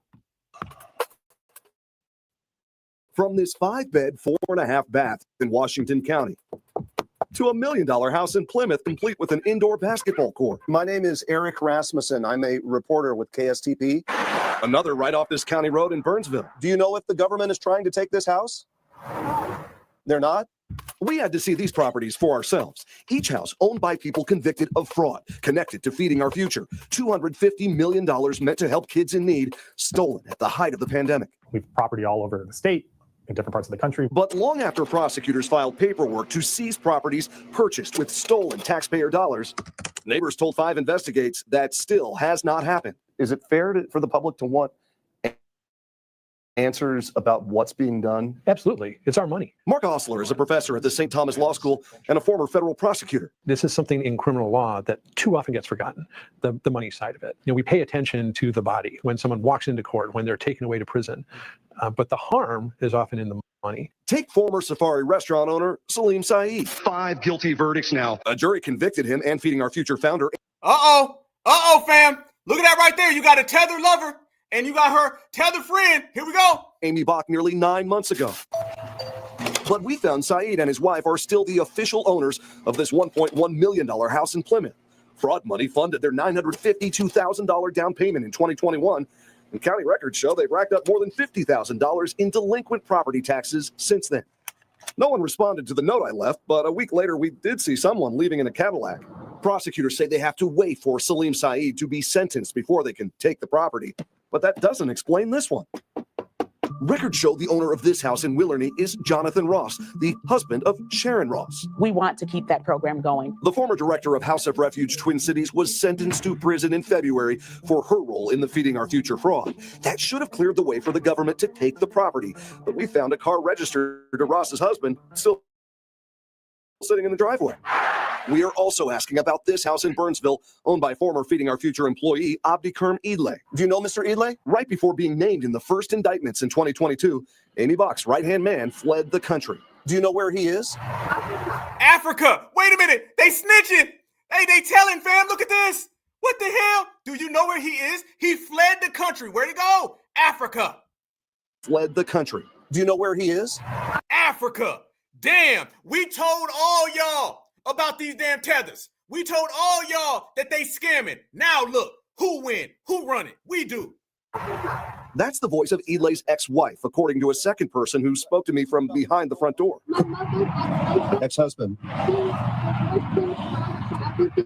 Sure enough, a month after investigators say Idle put down $95,000 on his new house, records show he and his wife filed for divorce. A mutual agreement, living in the same house, they wrote, right before Idle disappeared.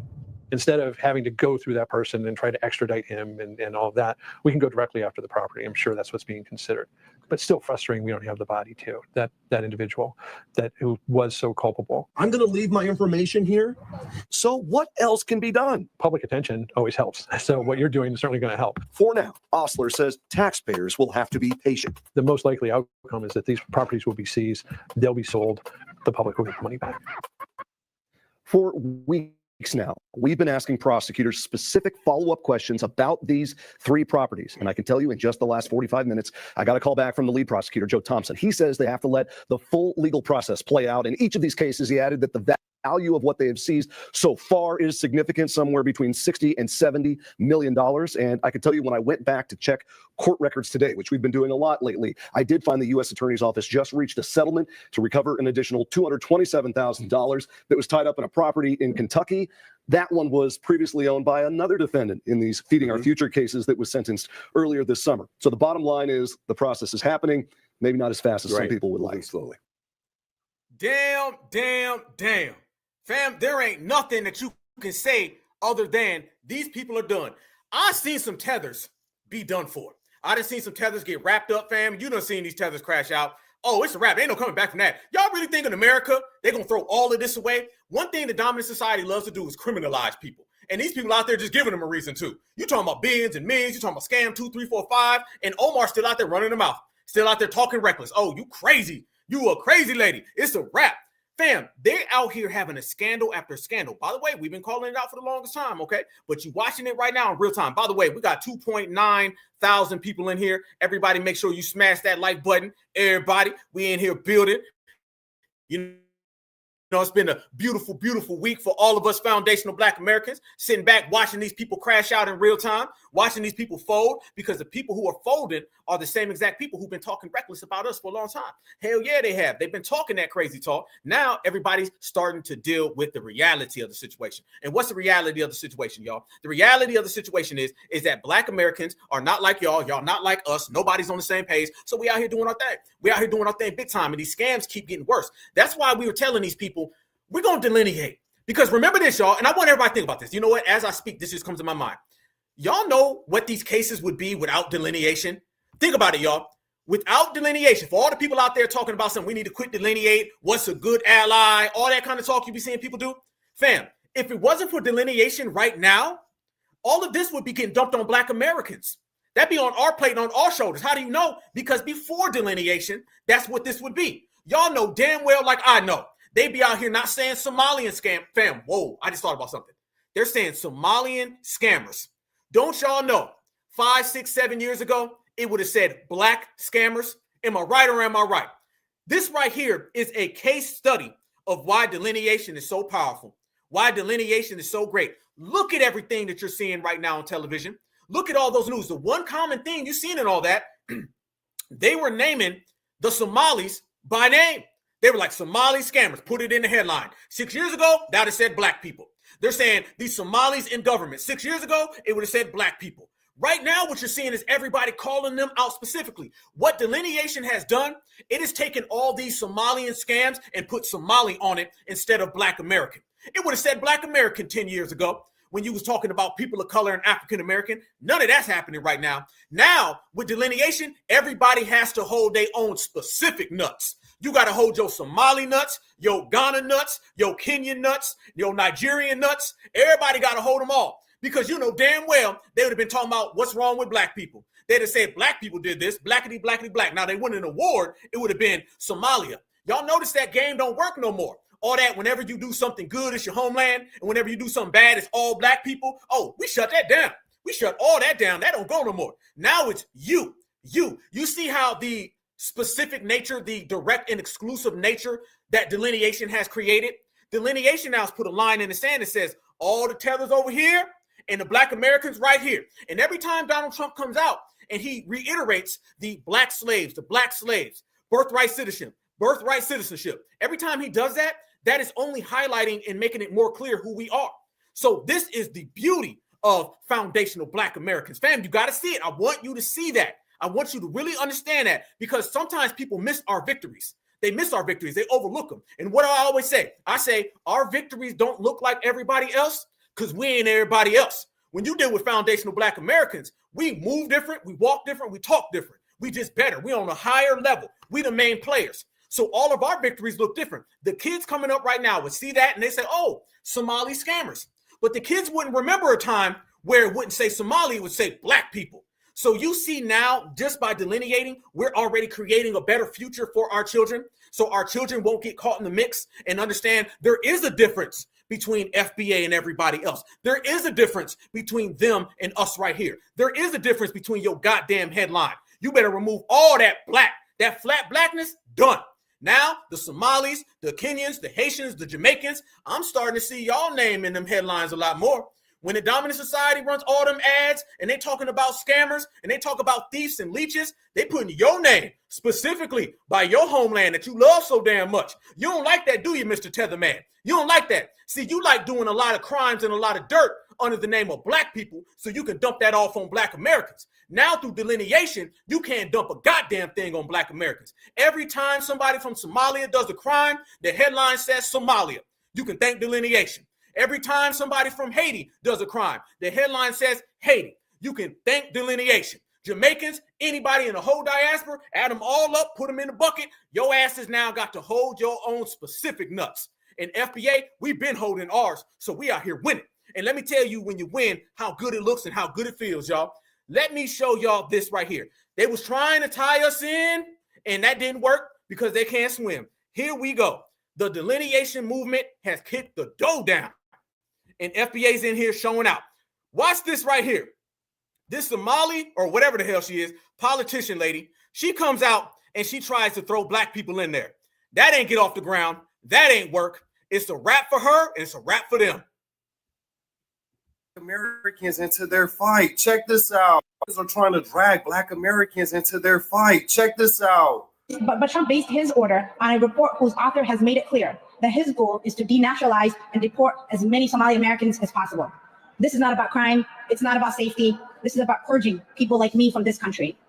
Minnesota has always been a welcoming place for people fleeing a home country that is blasted by war, poverty, and hunger. Europeans in the 19th and 20th century, Black Americans from the South, Hmong. That was a call for allyship, and they threw the race card out there. We're all black. What happened to I'm not black, I'm Somalian? And what happened to the call to allyship when y'all was scamming Minnesota out of hundreds of millions of dollars? They only pull out the race card when it's beneficial to them, because before this, they'll tell you you're jealous because Somalians are driving Priuses. And there's no allyship when they're taking advantage of all these government assistance programs. HUD, public housing, they're not going to let you in their building that they're in. And these are the same people that will tell you, if you Black American Somalians will say, hey, my people came over here in planes and your people came over here in shackles and chains. Keep that same energy. I respect that. Since me and my peoples came over here in shackle and chains in a ship, I'm porting my ship right here. This is where I'm going to port my ship. Don't use black as a race card. Don't use black when it's beneficial. Keep that same energy. You not black, you Somalians. You not black, you Nigerians. Keep that same energy. Because when it's time to benefit off these government programs, like housing, all that stuff, they lock other people out. They don't care about nobody else but their own people. So why you yelling allyship now? Hell no. You can keep your allyship. You can have it. Ain't nothing. That right there would have worked a couple years ago, but it don't work now because we winning. Y'all see the difference between the two of them now. I don't know how to put it, y'all. You see right now that ain't work. She tried, didn't she? She tried. And all that stuff ain't going nowhere. A lot of people don't even know that Omar lady came out and she said Trump likes to go after black women. That didn't work. Y'all notice all the ally talk, all the we all black talk. Y'all notice that don't even get off the ground. How do you know? It's because it don't even make the headlines. You don't even hear it. They talk that talk and you don't even see it. So fam, delineation is out there knocking them out. Delineation is out there winning. And it's putting a clear front on everything.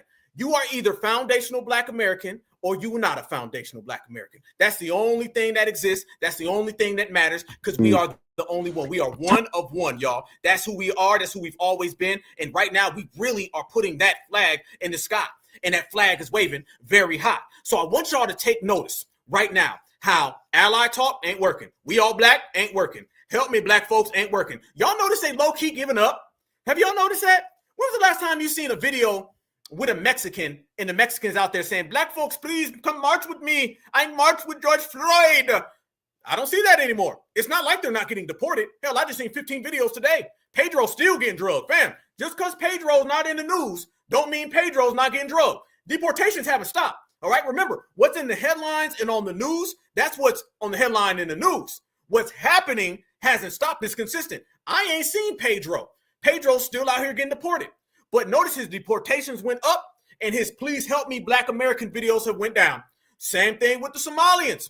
All their deportations went up. All the ICE went up. And them begging us to be allies don't went down. So nothing's really working for them. They stuck between a rock and a hard place. And that is the Brussels sprouts brigade in the back of that damn ice truck. It's easy. It's easy, fam. And right now I'm about to blow your mind. Y'all ready for this? Oh, get ready. I've been ready to show y'all this all damn day, y'all. I was in the airport thinking about this one. Remember all that talk about, well, if we get pulled over, they can't tell the difference between both of us. If we get pulled over, the white society sees us all the same. How many times with black Americans saying, first off, we don't give a damn how anybody sees us. First off, let me make that clear. All that stuff, well, the white man don't feel that we any different. Well, you may judge everything in your life based on how he feels. We don't. But that's another story. How many times have you ever heard a white person ever say that? I've never seen a white person say, you know what? I think Africans and black Americans are all the same. I've never seen that. You ever notice that that comes from tethers? You ever notice that, fam? Right now, let me ask you a serious question. When you hear that we all look alike if we get pulled over, remember all that Monoleo talk? We all the same?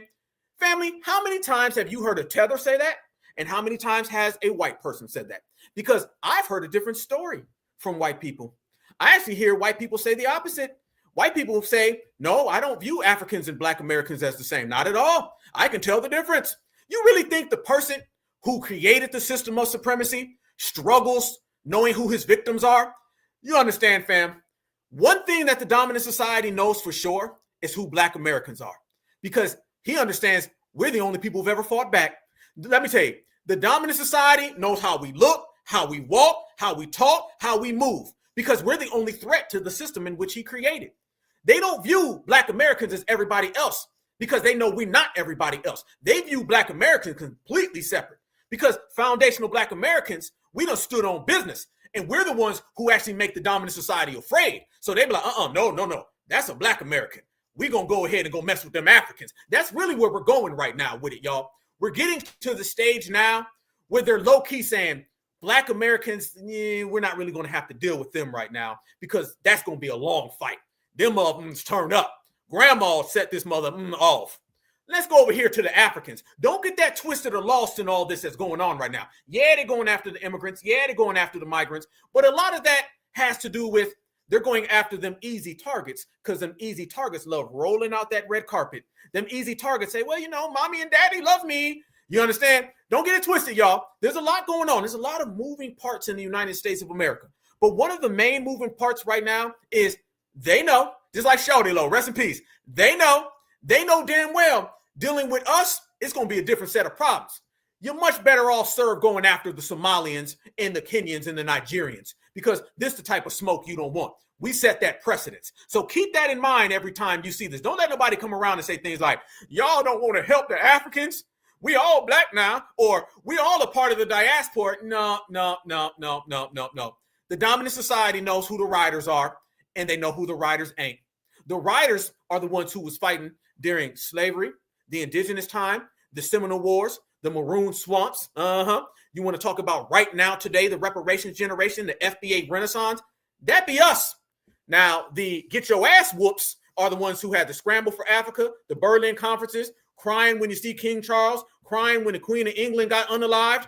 Who you think the dominant society going to go mess with? The ones who riders or the ones who are on their knees? You already know. Now, if they want to talk that talk about we all look alike, let's just go to the quote. We're going to go straight to Karen and Ken. I'm going to let Ken tell you. Ken, you need to tell me, do you know the difference between black Americans and Africans? So I'm about to hurt all of the Africans' feelings. I want all the tethers to remember. This just came out yesterday. Mr. Mayo says when it comes to an African and a black American, there ain't no connection. He can tell the difference. Go ahead, get you some tissues and cry me a river, Dikembe. Targeting people they suspect are Somali means ICE will be racially profiling Black Americans. Let me be clear here. I'm going to be honest with you. It's pretty hard for me to tell like Koreans and Japanese apart. I'm not going to lie. Like same thing with Laotian, Cambodian, they can kind of be the same. I probably would be the same with like people from the Democratic Republic of Congo versus the other Congo one. But no one's going to be mistaking Michael B. Jordan for a Somali. Like they're very easily identifiable, often because, and not because of their race, to be clear, because of the hardcore ugliness due to generations of inbreeding, right? Like half of Somalis, right? That's why they have the weird look and the foot, and they're malnourished. Damn! He done took it way further than I expected. Did this man take it that far? Hey, I ain't say that. That's what Mr. Mayo said.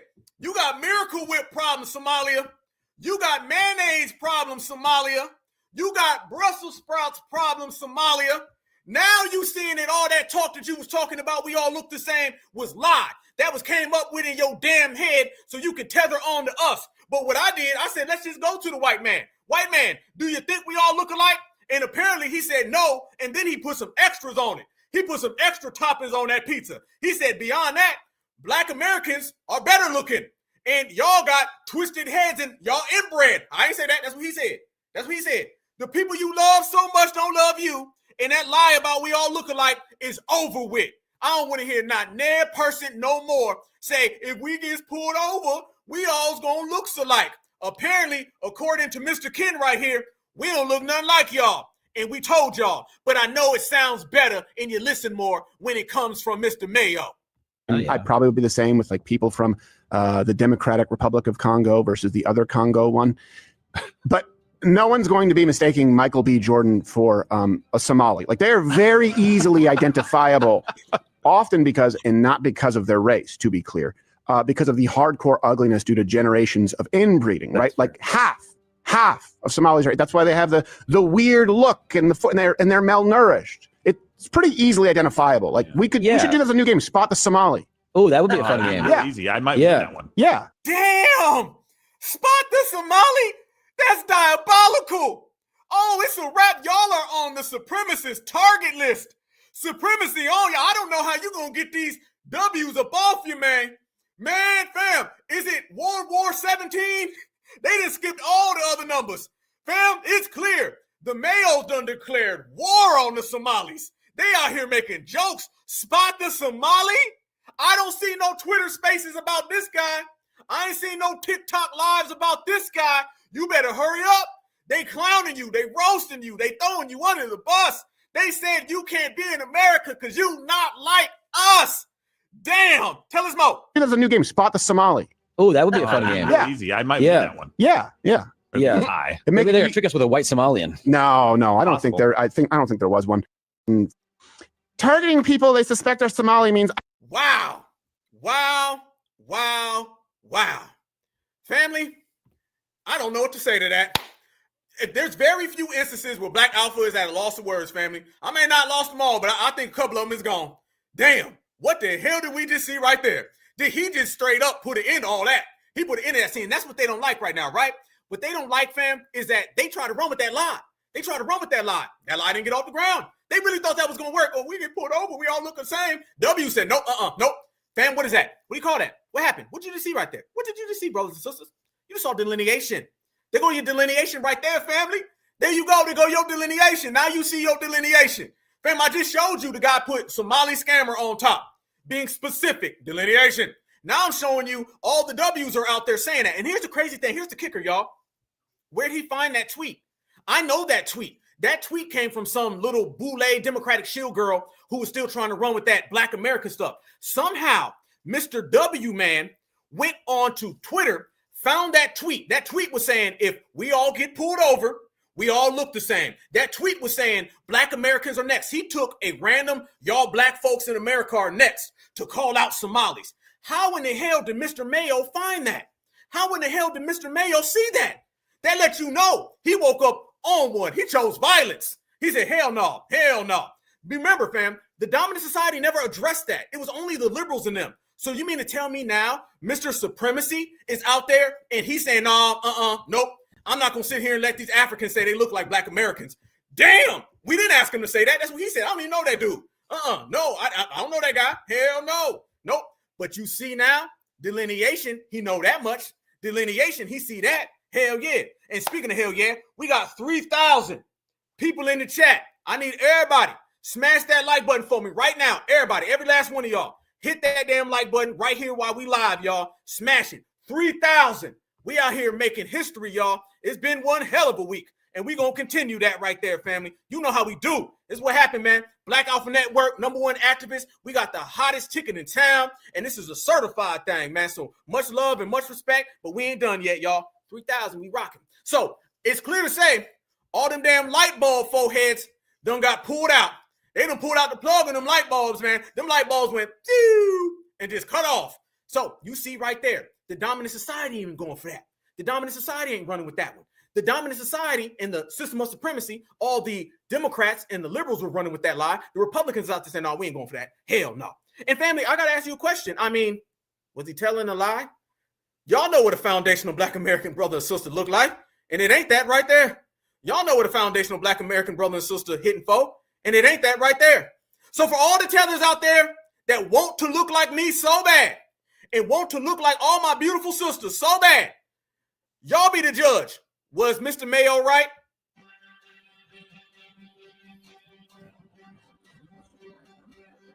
God damn.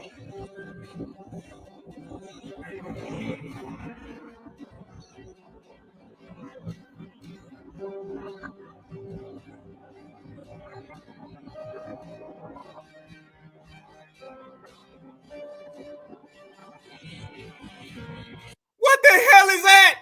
Not who is that? What is that? You don't look like me. You don't look like me. Hold up. Wait a minute. Furthermore, is this even a human? Fam, this ain't no damn human. His ass done got here from planet Xandar. You ain't from Earth, homie. Your ass done came here from planet Xandar. You cannot. I seen this man on Star Trek Deep Space Nine. He out there kicking it with Worf. Somebody get Data on the phone. Somebody get Captain Kirk, Captain Picard. This man is not from the planet Earth. You do not look like us. But fam, you think that's bad? Oh, it get worse.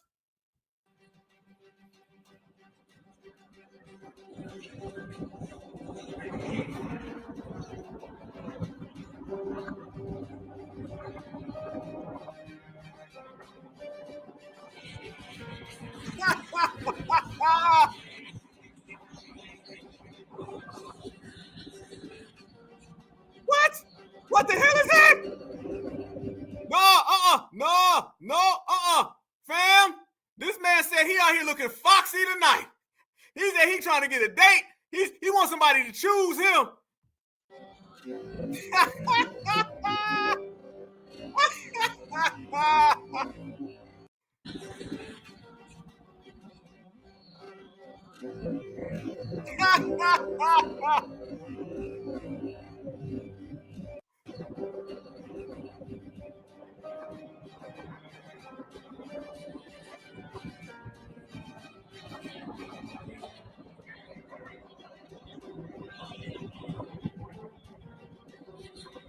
What the hell kind of hairline was that?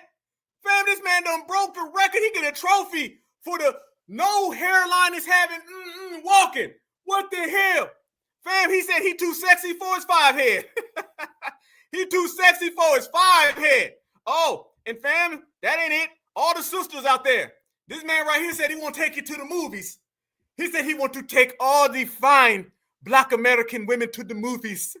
He want to take you to the nearest movie theater so he can wine and dine with the beautiful Black American women. He took 2 pictures. That's his good side. And if he can't get you on his good side, he will get you on his other side. But he wants a Black American female to come home to him. Hell no to him is what my sister said. Hell no.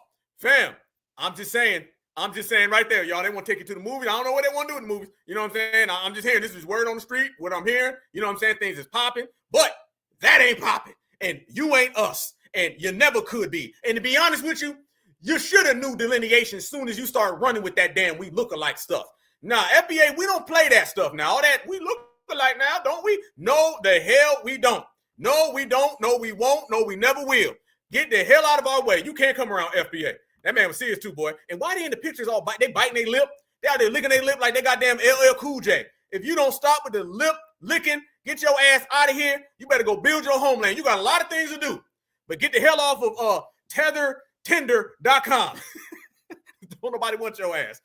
Get the forehead down to at least 7 of them. All right, you got about 7D. Get to about 7. All right, and you might be able to get you some woman in the village, but you ain't never getting nothing over here. Easy work.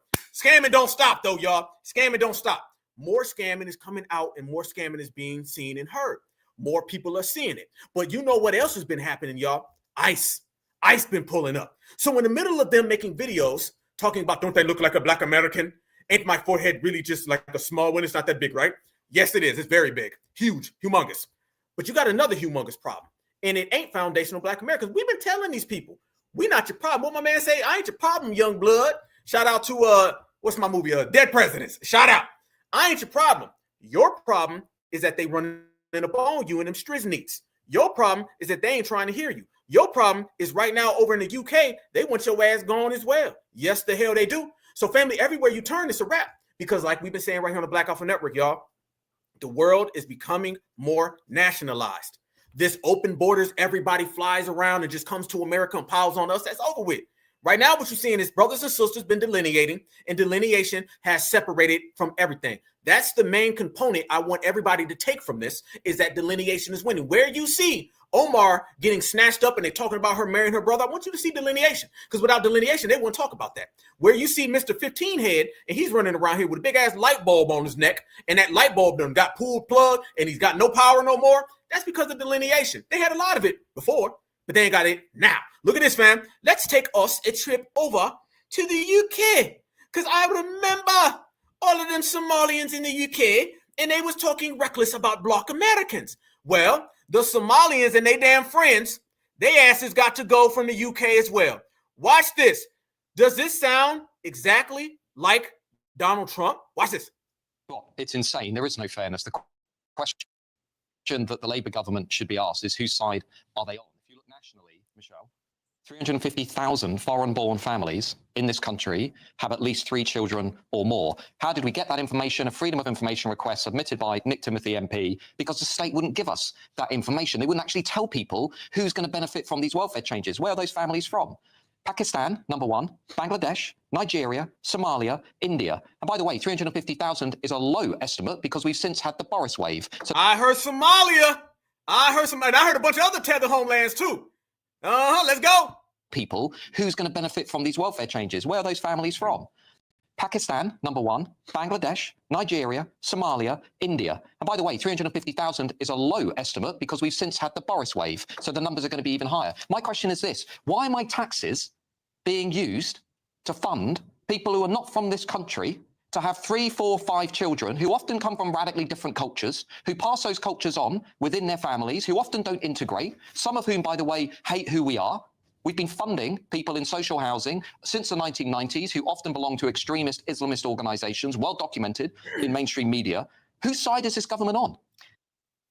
Damn, I know whose side our government is on.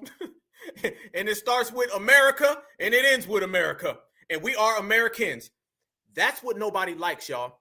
They don't like the fact that we are Americans. This is the root of everything, fam. Nobody wants Black Americans to be Americans. That is the rude awakening. That's the wrench. That's the upsetting of the apple cart. We're Black Americans, and we're not supposed to be Americans to them. But we created America for them. So now they stuck. Dude right there, he was talking just like Donald Trump. Because something's been happening across the world. And what has happened is that nobody wants you, Tether. This Tether pest control that's been popping off. You've been seeing the Tether pest control going everywhere. The world is tired of tethers. See, everybody wants to dump all of that on Black Americans. But the more I listen, everybody's saying Tether just without saying tethers. You know, we foundational Black Americans, we're going to find a fly way to say something. And we just named them tethers. And that's pretty much it. And we know the behavior. But the world ain't loving these tethers right now. The world wants these tethers to go. The world done had enough of y'all. I'm going everywhere. Canada don't want you. The UK don't want you. America don't want you. The dominant society, whether they know it or not, has been circling a wagon saying, we're going to get these people the hell out of here. We don't want none of them. All their asses got to go. And what was them tethers doing? These tethers was making TikTok videos. Think about how effed up you are. You making a goddamn TikTok video about Black Americans when the whole damn planet Earth is saying, get these people out of here. Get these people the hell out of here right now, ASAP. So your priorities done got you. And we've been telling people the time was coming. The time is now. The time for these people to leave America is over with. And when Donald Trump said that he was going to start sending in ICE, he was sending in ICE. In the ICE. Y'all think I'm playing? I'm going to show y'all. Donald Trump sent in ICE in an ice storm to go get Somalians. And I'm going to show y'all. Here we go. Watch this right here, family. You got to go. You know, they say you ain't got to leave, but you got to get the hell up out of here. I say, no, your ass got to leave and get the hell up out of here. Two time. Look at it. Here we go, family. ICE been running up on them. ICE been seeing them. Look at that, fam. ICE on ICE. This is what it is. So while they have been getting snatched up, they also been getting packed up. Watch. Drawn ring surveillance video shows more than a dozen armed federal agents descending on a Burnsville home on Saturday. A woman there were arrested by ICE after being followed home from the store. A portion of the video shows one man being taken down in the driveway and another woman running inside to her child. We're told the 4 people taken into custody are now being held in immigration facilities out of state. That includes the parents of a 7-year-old boy. You shouldn't be rolling around in unmarked vans. People have the right to know who's following them, and you can see there's fear in the people that are getting out of the car in that video. Former state senator and Lakeville Mayor Matt Little is running to represent this district in Congress. He said he's troubled by what he saw in the video and wants people to know their rights. They certainly have a right to a hearing. They certainly have a right to a lawyer. They have a right to contact people in their lives that could help them out. You have all these rights, so make sure you're showing up and letting your neighbors know that they have rights. Now, I did reach out to both DHS and ICE for more information about what exactly happened on Saturday, but I have not heard back from either of them yet. In the wake of this raid, the city of Burnsville did release a statement saying that they are aware of the immigration enforcement activities happening within their city, but that federal authorities, they often don't let local authorities know when these enforcement operations are going down, and that their officers do not check people's immigration statuses. Reporting live tonight, Mary McGuire, Fox 9. Stop. Wait a minute now. That says Minneapolis. So you mean to tell me in Minneapolis, they're going after all of the Somalians and the Mexicans? Because that was a Mexican right there. Wait a minute. So you mean to tell me that deportations never stopped? You mean to tell me that Black Americans weren't next? You mean to tell me that Donald Trump wasn't playing when he said he's going to invoke the Alien Enemies Act? Well, there you go right there, fam. Minneapolis, Minnesota. They getting the Mexicans up out of there. They getting the Somalians up out of there. They getting everybody up out of there. It shows you now that 2 tethers of a feather gonna flock together. I guess they gonna get arrested together too, huh? I guess they gonna get deported together too, huh? I guess it's a wrap for all of them, huh? And that's exactly what it is. And that's exactly what it's always been. And we knew the way that it was all going to unfold. The scamming ain't been helping them. The scamming ain't been helping them. Ain't nobody been saving them. You're done for. You're on your own. So right now you got ICE and ICE. You literally have ICE agents snatching people up in the middle of the ICE. This is why you ain't been seeing Julio making videos. Y'all know Julio don't be out here talking no more. Hell no, go back to this summer. Y'all remember all them videos with Julio talking reckless? Julio was talking crazy. Oh, you Black Americans, y'all need to help us. Yeah, you ain't even here to be helped. Your ass is done. You gone. Gone. Get out of here. Get out of my country. You got to go. You got to leave pronto. Bounce. And if you don't listen to us, then you need to see ICE and you need to see Donald Trump and his administration, because them folks ain't playing. They about that smoke. And they got full-time smoke for them. And that full-time smoke, y'all, it ain't going away. I want everybody to understand, when you talk about them coming over here and mooching off America and these people taking all the money from America, the Donald Trump administration isn't really dealing with that in a nice way because they don't have to. See, this thing where Black folks and all got to play nice, Black Americans ain't been playing nice with them. MAGA ain't playing nice with them. ICE ain't playing nice with them. See, that's really what it is. See, you want people to play nice with you. You want to come over here, take the benefits and the resources from Black Americans, and now the Black Americans done made it pop off. Now what? Now what do you see? Now you see these people getting sent home easily. But family, we are the ones who exposed all of this during the election and previous to the election. Remember how we were talking about these people getting these driver's license and everything? We say back to the bushmeat. Matter of fact, I'm glad you brought that up. You just reminded me of something. Y'all say hello to this new movie. It's a new movie. It's coming out. It'll be out this summer, I heard. This movie right here, it's called Back to Somalia. Y'all go ahead. They done pulled out the DeLorean, and it's back to Somalia. You on your way back home, partner. You on your way back to the crib. Back to Somalia, you go. You got to leave. You got to flee. It's a wrap. You can't stand next to us. So that's the new film. It's coming out this summer. I heard 50 Cent is the executive producer, just like the Diddy documentary. But there you go right there. Back to Somalia, and foundational Black Americans, we ain't helping y'all. So I'll see your ass on the other end. I tell you what, though, if in your village you have internet access, you can still spy on us. You can watch us, but you're just going to have to watch us from over there. You're not going to be able to watch Black Americans because Black Americans are doing our Black American thing. And quite frankly, you're not invited, Tetherman. Now, for all the Tethermans, they have to understand this crucial point right here, fam. Look at this. Remember we were talking about all of those fake degrees they were getting, all those policies that were allowing these people to get driver's license? More investigation has popped up, family, by the Maine's Bureau of Motor Vehicles. And this went full viral right here. Watch now. I told y'all, when the Mayo Mafia gets mad, they start digging deep and start finding all types of receipts. Somalians, y'all done for. Look at this scandal that popped up today, fam. There's like 3 or 4 massive viral scandals. You've seen the billions of dollars that got stole from all the funds. You've seen the housing one. And now you're seeing this one. Look how these people were being allowed to get driver's license.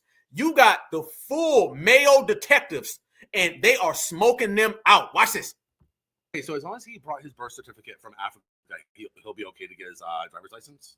So that is one form of ID that we can accept for the exam process to get him started. The other one needs to bear a signature. So would you take like a country ID? Because they do kind of similar. Yeah, you know if that's been signed, if there's an immature. Okay. Yeah, so I looked at it. So as long as he has his birth certificate from his home country in Africa and a driver's license that has a signature from his country, that should be okay? So we would be able to use that out-of-country ID for the signature piece as long as that birth certificate has been translated. Do you know if it has? Yes, yeah, he does have his, It is translated. Okay, Yeah. then yeah, Awesome. we could. Yeah. Okay, so his name's Mohammed. I guess now the next step would be this. He doesn't speak any English. His name is Muhammad. He don't speak English, and all he got is a birth certificate from another damn country. This is what the Democrats were allowing, brothers and sisters. This is what we were covering in the Black media when nobody wanted to talk about it. Do you see all this? And if this is happening with a driver's license, y'all see why people were talking about voter suppression? Y'all see why these people were out here talking about the right to vote? If this was happening with this, imagine everywhere else. Watch how she's still down with it. Is the test done in Somalian? So for the Class C language, we do translate in Somalia. On that form, that application that I was talking about earlier, there's a box on there that says oral. You would just need to check that. And how many can you get wrong? So it is a 30-question multiple choice questions. Once he hits 6, the test will automatically shut off. Okay, so he can only get 5 wrong out of the 30 to be safe. Correct. Okay. Yep. No, this is good. That's actually pretty easy. So he has to get 25 right out of the 30. He did have an issue in Somalia with his driving. Is that going to impact it, or do you guys just not connect with it? We don't have reciprocity from one country to another, so we don't. No. Family, this is why you always see illegals out here wrecking their cars and unaliving people. Y'all remember that illegal that had that car wreck that ended up unaliving that young foundational Black American girl? And Joe Biden came out and said it don't matter. Y'all remember that? That was just a few years ago. Matter of fact, it was the tail end of last year. Y'all remember that? They don't say nothing. You see why these people who have driver issues, the guy just said he's had driver issues in his homeland. And she says, oh, it doesn't matter. What the hell do matter? What do matter? Nothing matters then. He can just come here, take money, get what he wants, and it doesn't matter his record. Fam, do you know all the stuff that we got to go through to get this? And she's just sitting there saying, come on in. This was the Biden Express. This was bring Africans in. I want you to listen. This was the erasure of FBA. no rules, no regulations, so you can get everybody in. See, in order to bring in a new population to be elevated above us, you need all of these lackadaisical laws that allow these people to come in. Trump has put in real laws that ain't allowing these folks to come. This is why delineation is powerful. Is that going to impact it, or do you guys just not connect with it? We don't have reciprocity from one country to another, so we don't pull a driving record or anything along those lines. So, so if it did lead to an accidental death, when he was driving, he was actually going over a crosswalk and hit a jogger. That's not going to impact the driver's license here, right? We wouldn't be able to access those records. So we wouldn't be able to access those records. We wouldn't be able to access those records. So again, we don't have reciprocity from one country to another. So what are we hearing? Oh, send their ass home. Send them home. They got to go. Get out of my country. You are a national security threat. Get out of my damn country. Fam, this man literally just said, oh, yeah, he unalived somebody. Yeah, oh, she said, oh, it doesn't matter. We don't have that reciprocity. It's fine. What? We wouldn't be able to pull those records. Okay, awesome. Thank you. I'm going to go actually go down and meet them and get some translators. Thank you. You're very welcome. Would you like the information for the elections department under the Secretary of State? Yeah. And there you go. The election. Didn't I just say that, family? Do you see how all that roundabout and went right on back to the election? Because this is why the Democrats brought these people in so they can get a new voter block of tethers. Notice, fam, you talking about all this guy. This man is a threat to society from another country, can't drive, ended up KILL somebody. And the woman said, oh, I don't care. But do you want that election poll? Do you want that election policy? Do you want that election paper? Because that's what it's really about. All of those laws and allowing this guy, this KILLER, to come here is also they can get some votes. Their phone number is 207 624. Okay. I appreciate the help. This was actually a lot easier than I thought. I was expecting it to be a lot more hurdles, so this makes it a little bit easier. I'll go let Mohammed know. Okay, thank you so much. Have a great day. You too. Bye-bye. Muhammad, who done unalive people in his homeland. There you go. Easy. Bam. This would not be coming out right now if all of this Somalian situation wasn't occurring. The reason why we're seeing this right now is because what we've been seeing and what we've been doing through delineation. Delineation now has got everybody smoking these people out. They're coming out the woodworks with these stories. Fam, I woke up today to about 25 different stories where these W's are doing private investigations. Listen to that guy talking. That guy talking right there, that was a setup. That was a setup, fam. He wasn't really trying to ask this. I'll be honest with you. What he was really doing, y'all, he was trying to see about this play that the dominant society and the Democrats have been doing. That's why all those questions were very weighted. You can hear that. Those are weighted questions. So he didn't have to do this? Oh, so he killed somebody? Oh, so it doesn't matter, right? Cool. And he recorded it to post it. Fam, what is that? And I'm talking about private investigations from Mayo people. See, the Mayo society is pissed off right now. The Mayo society right now done pulled out their belt. BTA, belts to ass. That's what they're doing. So you're seeing all these private investigations. You saw the guy earlier who was in Ohio. What did he do in Ohio? He said, I got a private investigation. He done blew the lid off of all of that. Boom. You seen Crazy Karen earlier. Crazy Karen was connecting all the dots. You seen the last W guy. He was connecting the dots. Everybody's talking about her husband, how much money she made. It started off with Omar running her damn mouth. And then it turned into Donald Trump saying, oh, yeah, word, we going to get all the Somalians. And now all your little supremacists, your average, everyday little supremacists on the corner, now they're out here and they're saying, yep, we're going to do some investigation. So all throughout social media, it's regular W's with these stories where they're exposing all of these scamming Somalians. And it's only getting worse. And nobody can fold that, fam. Nobody can fold that. That right there is about to be a wrap. You see right there, fam, what the Democrats were letting into America. And you see right there why Donald Trump keeps going out his way to reiterate, these people ain't Black Americans. These people are not Black Americans. They're not like us. We don't want nothing to do with them. Separate the two. So that is right there, the process of delineation, running these people all the way out. But fam, that ain't it either. We got even further more evidence, all evidence. And I'm going to tell you right now, this is the first time where a specific tether community has been targeted on this level, right? You already see what they're doing to Julio and Pedro. You see what they be doing with the Nigerians. Remember the Nigerians, they said, we'll go to Nigeria over there and we'll just kick the regular people out. Right now, the Somalis are on the Mayo hit list. And that Mayo hit list ain't to be played with. They're all coming after the Mayos right now. Or excuse me, the Mayos are all coming after them because they've been bowing down to the Mayos. So you getting your whooped by the same person that you was trying to snuggle up next to. And they finding a lot more stuff out on Mrs. Omar. Oh, it gets bad for Miss Omar. Your little brother husband, that might be the least of your problems. Oh, by the way, real quick, y'all, this man right there, he said, what up? He said he wants to say hi.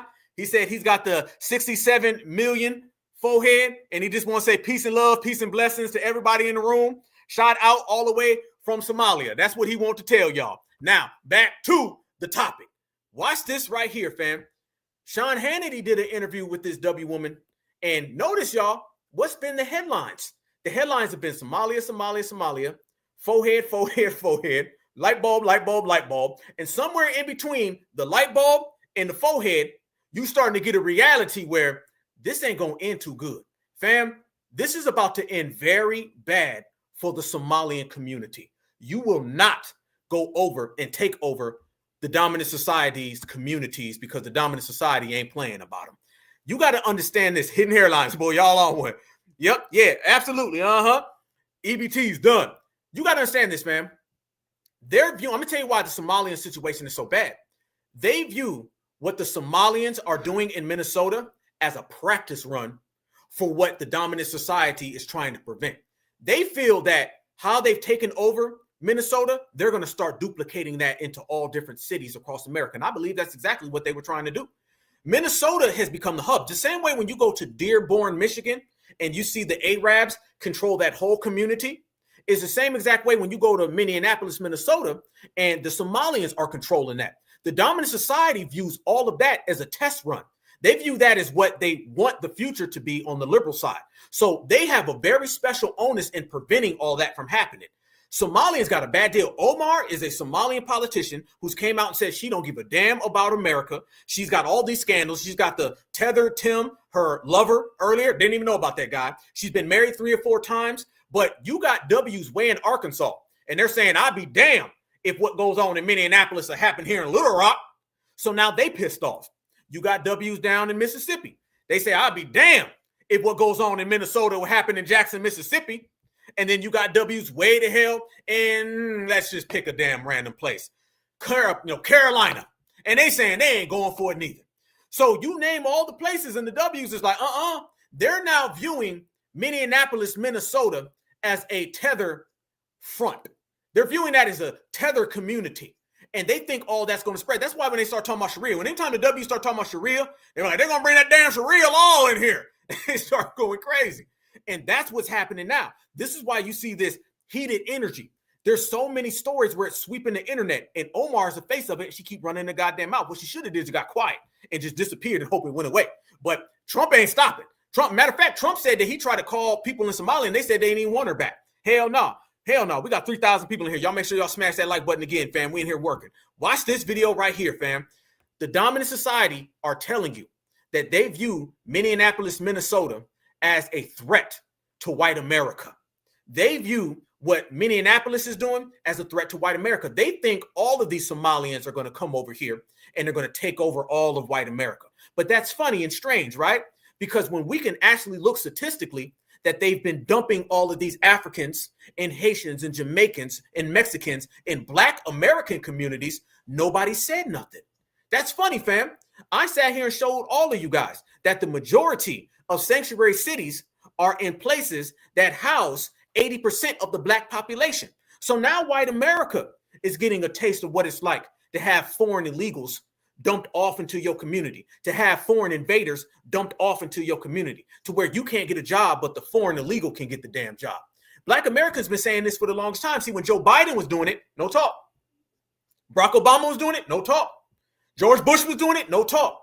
Nobody said a damn thing when these foreign invaders were being dumped in Black American communities. However, now white America saying, oh, you can't get that job because the Somalians are getting it. Oh, you can't get that position because the Somalians have it. So now white America is watching the way these things are playing out, and white America is not liking it too goddamn much. And I'm going to say this the same way I've always said it. You can thank delineation. Delineation made us exposed. We started regulating. We put it on the front line. Now the whole goddamn world is seeing what we've been saying the whole time. And what we going to do? We're going to do the same thing we always do. We're going to sit back and let the Mayo Miracle Whip Mafia go full scale on these damn tethers. Because we try to tell the tethers, now the males is going to tell them, but the males is going to tell them with that damn belt. And foundational Black Americans, we ain't going to help. Watch this right here. They start going insane, family. And now it's getting extra real. This ain't going away anytime soon, fam. Watch the way they start crashing out on these damn Somalians here. You thought it was bad before? Watch. All right, here responds Stephen Miller's wife, the host of the hit Katie Miller podcast. Katie Miller's with us. So she's saying the First Amendment rights are eroding as she's calling your husband a Nazi. Maybe you can help me out with that one. Every time Ilhan Omar speaks, we are all reminded how the Somali refugee experiment in our country has failed, whether that's scamming Americans out of $1 billion or sending $1.7 billion annually in remittances to Somalia, or the fact that 37% of Somalians in Minnesota can't speak English, Sean. These aren't people who want to assimilate or love our country. And as a reminder, they're free to go home. When Ilhan Omar uses that rhetoric of saying white nationalist and Nazi, what she's trying to do is incite violence and incite someone to murder my husband in all sincerity. That's what people are trying to do. It's Uh-oh. Damn. Listen to the language. Listen to the language. And by the way, y'all, this is Stephen Miller's wife. Stephen Miller, who's in the Donald Trump administration. He done send out his wife. And she's saying that Omar is trying to get her husband knocked off. You think the dominant society gonna wake up tomorrow and say, we changed our mind. Y'all can stay. We was just bullishing. We was tripping on y'all. I'm sorry, Omar. Family, is this situation gonna escalate or de-escalate? You know the answer. No, it's no better than someone taking a gun and trying to shoot President Trump in Butler. They're trying to use that language because they're incapable of loving our country and they're incapable of stopping the radical change that's coming, which is secure borders and safe streets. Because under President Trump's watch, we'll never see again, which was Afghan terrorism in our streets of Washington, D.C. And Ilhan Omar is partly to blame for that, using that type of rhetoric. We're living in an assassination culture. What? All right, here responds. This man said, we're living in an assassination culture. How in the hell did we get here that fast? Damn. Pent up energy, pent up aggression, pent up energy towards all the tethers and all the foreigners who've been doing the same scamming the whole time. They went all the way in, didn't they? Boy, they went in. He trying to take my husband away, my damn husband, and she did it. They blame her for everything. But you see now that they're becoming the face of all of this. They're absolutely becoming the face. Now you got to deal with it, tether man. Now, when you come over here and say, Black Americans, y'all need to work harder, all the stereotypes. Remember, y'all, the tethers were out here dropping all of these stereotypes that they got from the dominant society on us. You see how them damn stereotypes is on y'all? And they really ain't stereotypes because we got the receipts that you've been doing all that talk. Yeah, now the tethers got to hold their own specific nuts. Now you got to. You were running around here real cool talking about baby mama drama with Black people, right? You was when you don't even know. All y'all got 15 kids, don't know none of them, right? They back in the village. One kid's in this village, the other's in that village, the other one's on the other side of the earth. Y'all got the most damn fraud, and you out here talking about some baby mama stuff. I ain't letting no damn tether come here from no damn third world country, broke down village with no running water, trying to tell me about baby mama drama in the Black community. Want to come over here and tell Black folks, pick your pants up, pay child support. Your ass is about to pay child support back home. Get the hell out of my goddamn country. I'm going to say that now. I'm an American. Your ass can go. And the president agrees with me. Remember that, y'all. The president of America and his administration agrees with me. Your ass got to go. You got the American people and you got the American government, and we all agree. Take your scamming ass back to your damn village. What you thought you was going to do? Come over here and make me feel like I'm not an American? Is that what you thought? All that talk about y'all Black Americans, man, y'all a hate group, man. No, I'm just a Black American who supports your ass going home. Get out of my damn country, straight up and down. Because I remember all them little disses they was having. Do y'all know Somalians were having fake mock slave auctions on TikTok just a year ago? Somalians were. They were having these long spaces, 8 hours, 9 hours, 10 hours, where they were acting like they were having a slave auction with Black Americans. They were just naming people. Michael B. Jordan, I'll take him for $250. I'll trade you Michael B. Jordan for Tupac. This is what they were doing, y'all. This is really, reality done came to them. They done got their wake-up call. Wake-up call time is here. They was having Twitter spaces all day, blaming Black Americans for this, mocking us, because let's be real, y'all. The dominant society now got these MFers in a chokehold, and they don't like it. But we remember a time where they always use our slavery and diss us based on slavery, fam. Black Americans and the portion of us that were slaves, because a lot of us were indigenous and the slave effect didn't touch us because we was whooping you know what. But the portion of our ancestors that were enslaved, They made fun of us. They dissed us. They talked crazy about us. I heard it with my own ears, fam. Seen it with my own eyes. They were always dissing us. Oh, you have a slave mentality. How was it to be a slave? How was it? I don't know. You tell me. You're the ass the one who got your whole colony snatched up, your whole goddamn continent ripped up. So you tell me. But they were making a mockery of what we dealt with. And I seen it. The cameras was rolling. So now the cameras is rolling in another direction. The cameras is on them. And they don't like that too much. Remember every single thing that you heard a tether say about you. Remember every single joke, every single lie. Their jokes is whack as hell. They don't land. But like I said, how do you expect their joke to land? Because they don't own their own airports and they can't get that ish off the ground. However, with them not owning their own airports, can't get their jokes off the ground, lame as hell, and they got these big ass circumference foreheads, they thought it was funny and cool to come over here and disrespect our history. They don't respect what Black Americans dealt with. They don't respect it today. They didn't respect it then.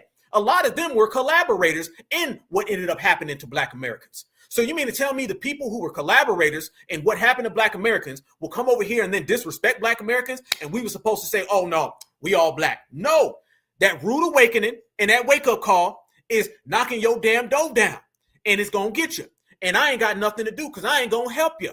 FBA is done here. And let me tell you the main thing we're doing, y'all. It's called ABK, Anti-Black Karma on that ass. Look at this, man. Stephen Miller, as his wife was talking, Stephen Miller, he had some things to say. And notice, y'all, the language and the rhetoric is getting more and more aggressive coming from the dominant society. Watch him, and he goes in. By the way, even worse than, yes, and even worse than that, you end up with what our founding fathers feared the most, which is that you have foreign immigrants who become advocates, not for this country, but the country that they left. So you see, complete throughout Somali politics in Minnesota is this constant concern about how to reorient U.S. politics around Somalia, and then using welfare fraud, pillaging the U.S. financial system to prop up a foreign country. So in this case, the U.S. becomes an object not of patriotism, but of plunder. And, when you're talking about assimilation, two things matter enormously: the numbers and how different the cultures are. So the further away in culture you go and the larger in number you go, by definition, the greater challenge it poses to assimilation. Yes. And so one. Now, I want y'all to focus on what he just said right there. There go your next step, y'all. The next step now is these people are going to get brought up on treason. Donald Trump's already brought that up. That's the next one, fam. This Deportation, Reverse Migration, Alien Enemies Act is about to take another step, a full-scale step. Now you're going to start getting into the treason talk. You're starting to hear it more and more pop up, right? These people have an allegiance to everybody else. Let me say this first. Haven't Black Americans been warning everybody about the dual allegiances? How long have we been telling people about the dual allegiances, y'all?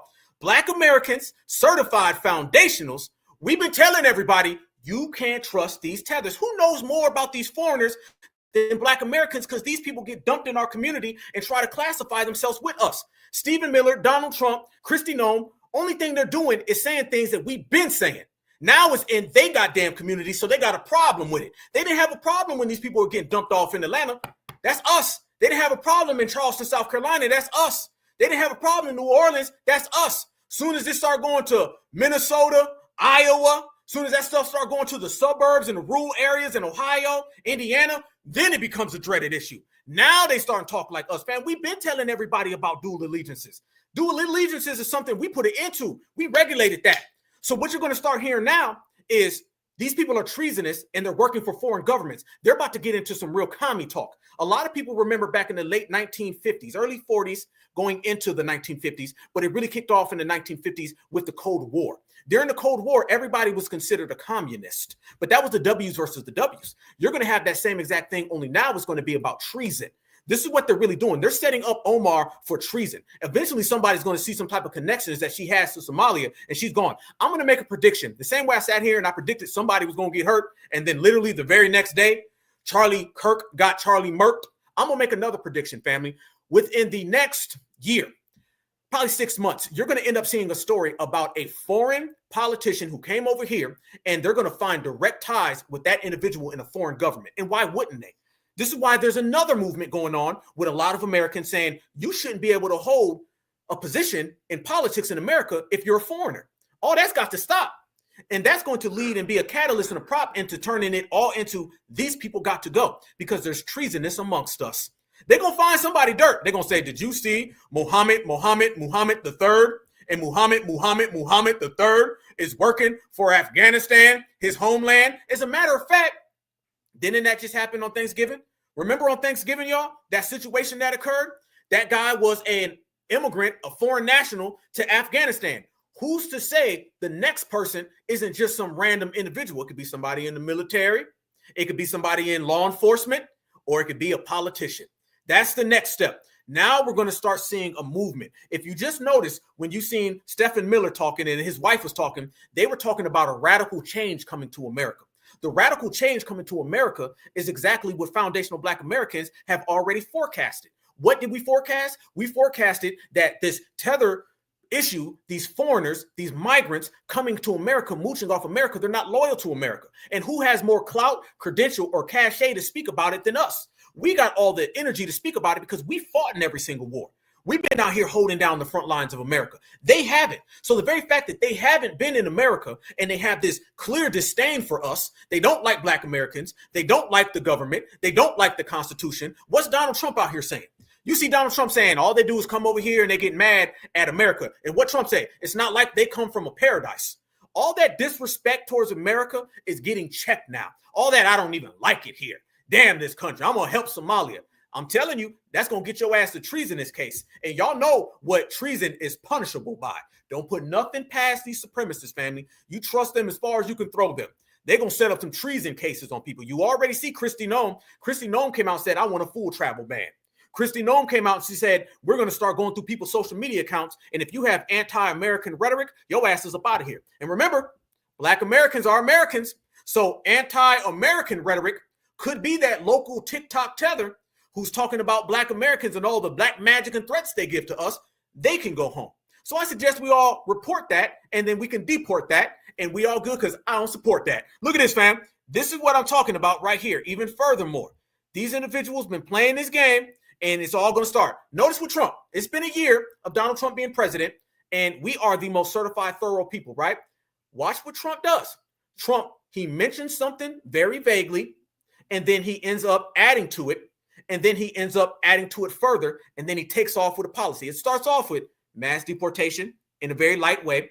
And then that mass deportation turns into National Guard. And then National Guard turns into a travel ban. It's the same way they're talking now. These people don't respect our country. And then it turns into they're leeching off our country and they're scamming from our country. And then it turns into these people are really treasonous working with foreign governments. Trump always has a 3-ring circus. It goes 1, 2, 3. Starts off saying it. And then he starts off saying it louder. And the next thing he's yelling from a rooftop. And then they pass in policies. Birthright citizenship was that. Remember, it started off with these people ain't really from America. And that turned into we're going to take them home. And now it's no more birthright citizenship for everybody. So when I hear them say things like she's a Nazi and she was trying to set up people and Sean Hannity says we're an assassination culture, they're basically saying everything that happened with Charlie Mert is all because of Somalians. And then that's going to turn into people from Ghana. And that's going to turn into Kenya. And that's going to turn into Mr. Pedro. And Mr. Alpha is going to be laughing. Watch this, fam. This is what we mean when we say these people stay scheming. Did you see about taxpayers funding a Somalian gang war and the Somalian baby mama culture? Oh, yeah. Oh, yeah. This one right here gets extra real. Shout out to Donnie on Timeout. He be doing this thing over there. Watch this right here. Tell me, family, is this not the start of something bigger? Is this not the start of these folks is about to get war waged on them? Watch. Recently, Trump said 88% Somalians are on welfare, government assistance. You want to see what they're doing with your tax dollars? Is this what they call K-Block? I don't know, something like that. But this is Carmel, man. It's a big fact in Somali community in Minneapolis, especially. What do you like to eat around here? We Somalis. What the hell is that? Close it, man. Dude, it's like a New York drill music video right now. You think so? What do you do day to day? Make money, try to survive, do good. You feel me? I've been making music and shit like that, so you know how that be, man. Your parents do. My mom was an immigrant. She came to America. My pops was still in Somalia. Come from a third world country. It's a big relief to come to a country like America. Which is more dangerous, Somalia or America? Somali. What's your name? My name is Tracy. How do you avoid being in beef? What's the best way to do that? Just stay out of my way. You're going to be straight, you know what I mean? You heard him. His mom is a stay-at-home immigrant, confirming everything Trump said, receiving government assistance. So your tax dollars is funding a Somali gang war in Minnesota. Stop. That's the new term, y'all. Stay-at-home immigrant. Oh, that's going to piss white folks off. All white folks don't want to hear that. Hey, I want all of y'all, start hashtagging that. Start hashtagging that, y'all. Every time you talk, I don't give a damn if you on Facebook talking about what you had for lunch. You can sit there and say, yeah, man, I had some fried chicken, some collard greens, and they don't do this when you're a stay-at-home immigrant. You can be like, what you do today? Oh, I took my kid to the basketball game, and we had football practice, and you can't do that if you're a stay-at-home immigrant. Say things like, hey, man, I was at a birthday party, man. We was watching football last night. The Kansas City Chiefs, they lost. But, hey, it's better than a stay-at-home immigrant. Y'all keep on saying that left and right. We going to make that word go viral. That phrase is about to pop. Stay-at-home immigrant. Y'all know how the dominant society translates that? They translate that as the scammer, thief, assassin. They think that person going to break in their window, take their firstborn. Y'all know they be putting extra on everything. It was the damn stay-at-home immigrant who took my kid and kidnapped him. We need to find out about John Benet Ramsey. I bet John Benet Ramsey was kidnapped by a stay-at-home immigrant. Who's the person who unalived JFK? It was the damn stay-at-home immigrant. Who's responsible for 9/11? Them damn stay-at-home immigrants. That's the term right there, fam. Oh, we about to instigate. Oh, y'all know me. I be in here flipping pancakes all over the damn place. I love instigating. Yep, that's the new one. Stay-at-home immigrant. Yep, and I don't mean stay at home in their homeland. No, they ain't that. No. They here in America, not working, mooching off the system. You know Karen, Ken, Meth Head, Melissa, and Matthew, they view that as criminal. So stay-at-home immigrant, it is on and popping. Yes, indeed. In Foundational Black Americans, we going to put a hell of a lot of extras on it. Instigating. Somalians, unaliving Somalians in Minnesota, what they already do in Somalia. So it's like you come from a broken country. You come from a broken household. These Somalis, they don't have no fathers. They don't have no fathers. They come over here as single baby mamas. Praying 5 times a day can't even save these people. I'm not saying all Somalis because that will be some type of phobia or ism. And we're the victims here. We're the victims. So, we don't get to control where our tax dollars go. Recently, Trump said, I'm saying it's going to be all until further notice. That's what it's going to be. It's going to be all until further notice. Them damn stay-at-home immigrants. That's the damn problem in America. Got all these damn stay-at-home immigrants taking my damn tax money. Why should I, as a retiree who fought for this damn country, have to deal with a damn stay-at-home immigrant? They only bring crime. They bring the criminality. They bring their filth to my damn country. That's what's happening. This country's going to hell in a handbasket because them damn stay-at-home immigrants. That's what I'm talking about. Stay-at-home immigrants. But, hey, I'm just saying, though, like, let's keep it a buck. Let's keep it real. Let's keep it 100. Certified all the time. That's exactly what they were doing to us. Fam, weren't they coming over here and they were talking about Black Americans were criminals and we had baby mama drama? Weren't they coming over here and disrespecting Martin Luther King and all of us? That's what they was doing, right? Well, now you got to deal with it because it sounds more and more like they're not talking about Black Americans. They're talking about Somali people. They're talking about people from Ghana, Africa, Haitians, Jamaicans. Y'all notice the dominant society done eased back on all that babble against us. Why? It's because we've been shutting it down. We've been mopping it up. They know better with us. FBA gonna get you. FBA, we know how to talk proper, how to end up shutting down any lie. They are sitting there just getting served. And since they out here getting served, and that's the word, hey, everything else is just water under the bridge. So fam, all of that right there, now you're seeing is a different issue that these people have to deal with on their own. That's what I'm talking about. So as we stand on certified business and we stand on all of that, let me tell you what's making people even more mad. Let me show you a stay-at-home immigrant. Y'all ready to say stay-at-home immigrant? Let me show y'all this stay-at-home immigrant right here. This stay-at-home immigrant says she don't want to assimilate to America. They keep making it worse, don't they? Fam, they keep effing up. I'm telling you, these tellers don't know ish. Fam, this is why delineation, bravo. Shout out to all my delineators and regulators, fam. Ain't no way in hell we could ever be connected to these people. They out here talking about treason, sending your ass home, packing you up, throwing you in an ice van, taking your ass to the other side of the globe. And these damn tethers are still on the internet running their damn mouth. Tethers don't know when to shut the hell up. One thing about Black Americans, if somebody getting out of pocket, we're going to be like, hey, cut that. Be quiet. They don't do that. These tethers are over there saying, well, you know, we do kind of stay home now. Look at this woman, a Somali. She looked like goddamn Omar. She looked like damn Omar's sister. Are you married to your sister too, Omar? Omar, is this your sister wife? I got a question for you, Omar. I know already that y'all got this little thing going on. I mean, you do have a brother husband. Is this your sister wife? I just want to know, sister wife, brother husband, sister wife. This woman says she don't want to assimilate because that means she be neglecting her parents. Watch this. So I heard this word a lot. They don't assimilate. What kind of beautiful culture you have that I should assimilate? The culture that leave their parents in the nursing home, neglect emotionally, physically, and financially. This woman had you in her tummy for 9 months, raised you without question. This man put a food in your table and you put them in nursing home because you no longer need them. So you're gonna ship them to nursing home, or you're gonna leave the house that you grew up in.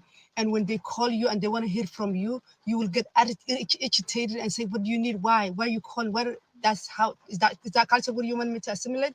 No, thank you. I have a Quran who guides me to teach me how to take care of my parents, neighbors, and loved ones. This culture is a broken system. So I heard. What the hell is she talking about? Fam, what the hell? What? This culture is a broken culture. The family put food on the plate. Okay, if you're so loyal to your family, how come you're not loyal to your homeland? I would figure that you would be loyal to your homeland, right? Why aren't you loyal to your homeland? No, I don't want to hear that. No, I don't want to hear none of that stuff. That's a stay-at-home immigrant. That's a stay-at-home immigrant. I don't want to hear it. Stay-at-home immigrant. Nope. And I'm telling you right now, dominant society don't want to hear none of that either. Go home. Watch this, fam. Watch this. Let me show y'all. I'm going to show y'all the caption that came with it. Look at this, fam. Look at this. I'm going to read it to you. The dominant society don't want to hear that. I told y'all the Miracle Whip Mafia pissed off. Somalian woman claims she doesn't want to assimilate because, according to her, American culture is about sending parents to nursing homes and ignoring them when they call. She says her Quran teaches her to take care of her parents. There you go, y'all. There you go. She said she ain't doing nothing. She said she don't want to hear it. And the dominant society said, well, we don't want to hear it. So there you go. They mad as hell. They're like, no, that ain't going to fly. Hell no. What world do you think that going to pop off at?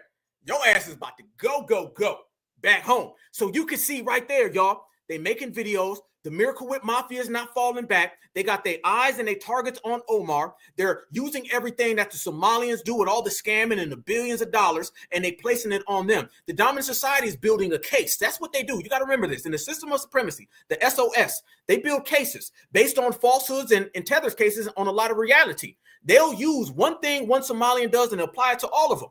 But the Somalis are out here saying ignorant stuff like that. You got these stay-at-home immigrants, you got these sister wives, and you got these brother husbands. All of that is going to come back to get you. And it's coming back to get them all right now, live and in living color, real time, full speed. They're about to go home. Trump is just building a case. And at this case, does he need anything else? It's pretty much a wrap now. You got his whole administration. And also, when Donald Trump's administration, they start coming out and they start doing interviews, then you really know stuff's getting real. Because they do all that on purpose as well, fam. They send out all their little people. They do these damn interviews, and they're all getting it. Notice when Donald Trump came out and he started talking about reverse migration, immediately after that, his press secretary, the Bondi lady, she came out and she said something. And then immediately after that, Christine Nolan came out and she said, nah, we're going to go ahead and have us a full-scale travel ban. And now you start to see Stephen Miller. Stephen Miller really only does interviews when he's backing up something that Donald Trump was saying. So now it's getting real in the field, and now they asses is going home. And fam, do you know you still got tethers out there talking about Black Americans? Do you know that, family? Okay, now you're still seeing the people talking about, well, the diaspora Black Americans don't like immigrants. Okay, this is the same thing they're talking, fam. So even in the midst of jail time, getting popped at, handcuffs, homelands, you're still finding time to talk about us. But here's the thing, we ain't listening. Foundational Black Americans, I'm going to be honest with you, we're on such a roll at this point, and we're so hot and on fire, nobody can get our attention unless you're talking about money.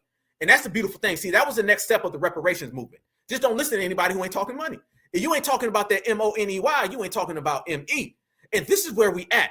And fam, they're sending out the tethers. All the tethers don't know what to do. They don't know what to do. Fam, watch this right here. Wasn't until a few years ago on Twitter that I realized that Black Americans have such a disdain for Black immigrants and children of Black immigrants. I had no clue, bro. I had no clue. Y'all started to subscribe to the beliefs of Tariq Nasheed, who is a grifter and a race hustler. And he'll be remembered forever, and nobody knows who you are. And by the way, your mustache is pissing me off. And I got a very, very strong suspicion that your mustache has more hair than your hairline. That's why you got that janky-ass hat on your head, homeboy. And that damn busted-ass hoodie you got, look like you got it at a flea market in Ghana. So you need to go ahead and take it. It probably got fleas on it. You got a flea from a flea market, and you out here talking about us, okay? I was just with Tariq over the weekend, boy. We stay clean. We FBA. Trust and believe. Ask your homegirls, homie. Ask your wifey. And tell her to get our pictures out of the damn phone, too. Yeah, and get your mustache in order. Damn that. Get back to reality. And he also was a pimp. And then he shifted to Black nationalism. And y'all started calling yourselves FBAs and ADOS. Whatever, man. Whatever. But, and listen, I understand the disdain for Black immigrants and children of Black immigrants because a lot of us do disrespect Black American culture. I come from a majority Black community, a majority Black immigrant community, right? Which is different than growing up in a majority Black. A majority? Where? Tell us where, Tether man. Cut the goddamn lights off, man. Why these dark-ass tethers always sitting in the dark? You see me, right? Do you see me? Peekaboo. I see you. No, I don't see you. Light a goddamn candle. Strike a goddamn match. All right. I know you probably only got one match left, and you need that to cook your damn bushmeat that you found earlier today, damn day. All right. But use that damn match before you make a TikTok video. I know you need that damn match because you about to have you some fried honey badger. All right. You about to have you some goddamn sauteed whiskers. But goddamn, light a match. I can't see you, homie. And why the hell y'all always in your damn car as well? God damn, and you right, my sister. He sound defeated as hell. And then Tariq, my wife like Tariq, and she don't want to sleep with me no more. She don't even want to be in the same bed with me. All because of Tariq. God damn. Goddamn, find a new reason, homie. Goddamn, get a goddamn woman. All right, to be honest with you, I don't think you got a woman. You know what you're talking about, this woman. Nigga, you know that's a man. Quit playing with me.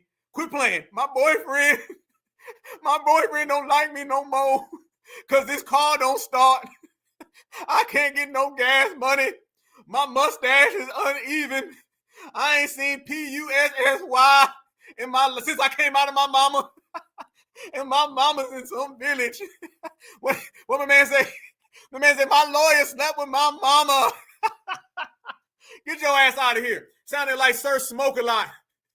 God damn, on half-baked. Black American community, right? So, you know, when you grow up in New York or a New York City suburb, when you go into parties growing up, the music that's played the most is dance hall, right? We're not really going to parties where people's playing hip hop. And honestly, growing up, there was only a handful of people I could really have real rap conversations with and really like nerd out over hip hop with. No, don't worry, brother. You nerding out very well. You ain't struggling in the nerd department. And what the hell that got to do with it? How the hell you start off talking about Tariq Nasheed? And I couldn't really talk to anybody about hip hop now. What the hell are you talking about? Fam, this is depression. Fam, what this is tether depression. This man is obsessed and depressed. He is depressed and stressed, y'all. He don't know what the hell he talking about. This man all over the place. Somehow he start talking about us.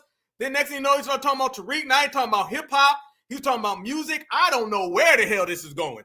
I know where he going.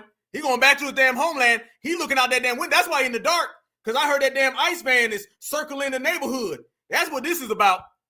Because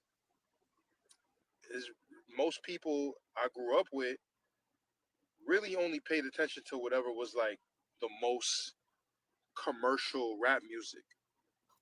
People wasn't really digging. People wasn't really researching. People wasn't really analyzing like that. You know, New York City has tethers. What the hell is this man talking about, y'all? How the hell did this turn to him? Is this still him mad at Tariq shutting down the 50-50 lie? What is he talking about? What's this man I have no idea what he's talking about. How the hell did we get here with hip-hop music? I just feel that music is not what it was no more. He crying in the car. Y'all know we be clowning people that be crying in the car. This man crying in the car. He crying in the goddamn car. What is he talking about? This man ain't making no damn sense. Let me fast forward and see if he gets to the damn point, because I'm lost. I'm going to be honest with you. To children of the diaspora, Black immigrants, Black people abroad, is that you cannot chastise Black Americans for their behavior here while dressing like them, using their colloquials, listening to their music, consuming their culture as far as films and television. Shut the hell up. Get off my goddamn page. You don't know what the hell you're talking about. The colloquialisms, boy, put that damn dictionary down. You just learned that word yesterday. Shut up and say it right. That man don't know what he's talking about. And this is it. That is a defeated tether. A defeated tether has nowhere to go right now. He has nothing. This man was all over the fam. I done heard some tethers all over the place. I done talked to him. They be like, this Black outfitter, you are divisive. I be like, okay, why am I divisive? My mother came home one day and my dad lied to her and I was watching TV. What the fuck that got to do with me? Oh, yeah, Donald Trump is bad. Yeah, you bad. Get the hell out of here. And bad and be gone. That's what we talking about. They defeated right now. They all over the place, fam. They don't even know how to hate no more. They don't even know how to hate, man. Y'all remember when the tethers thought they was doing something and they hate was like clear and direct? Y'all xenophobic hate group. It was just direct. I knew what they were saying. I don't know what the hell that dude talking about.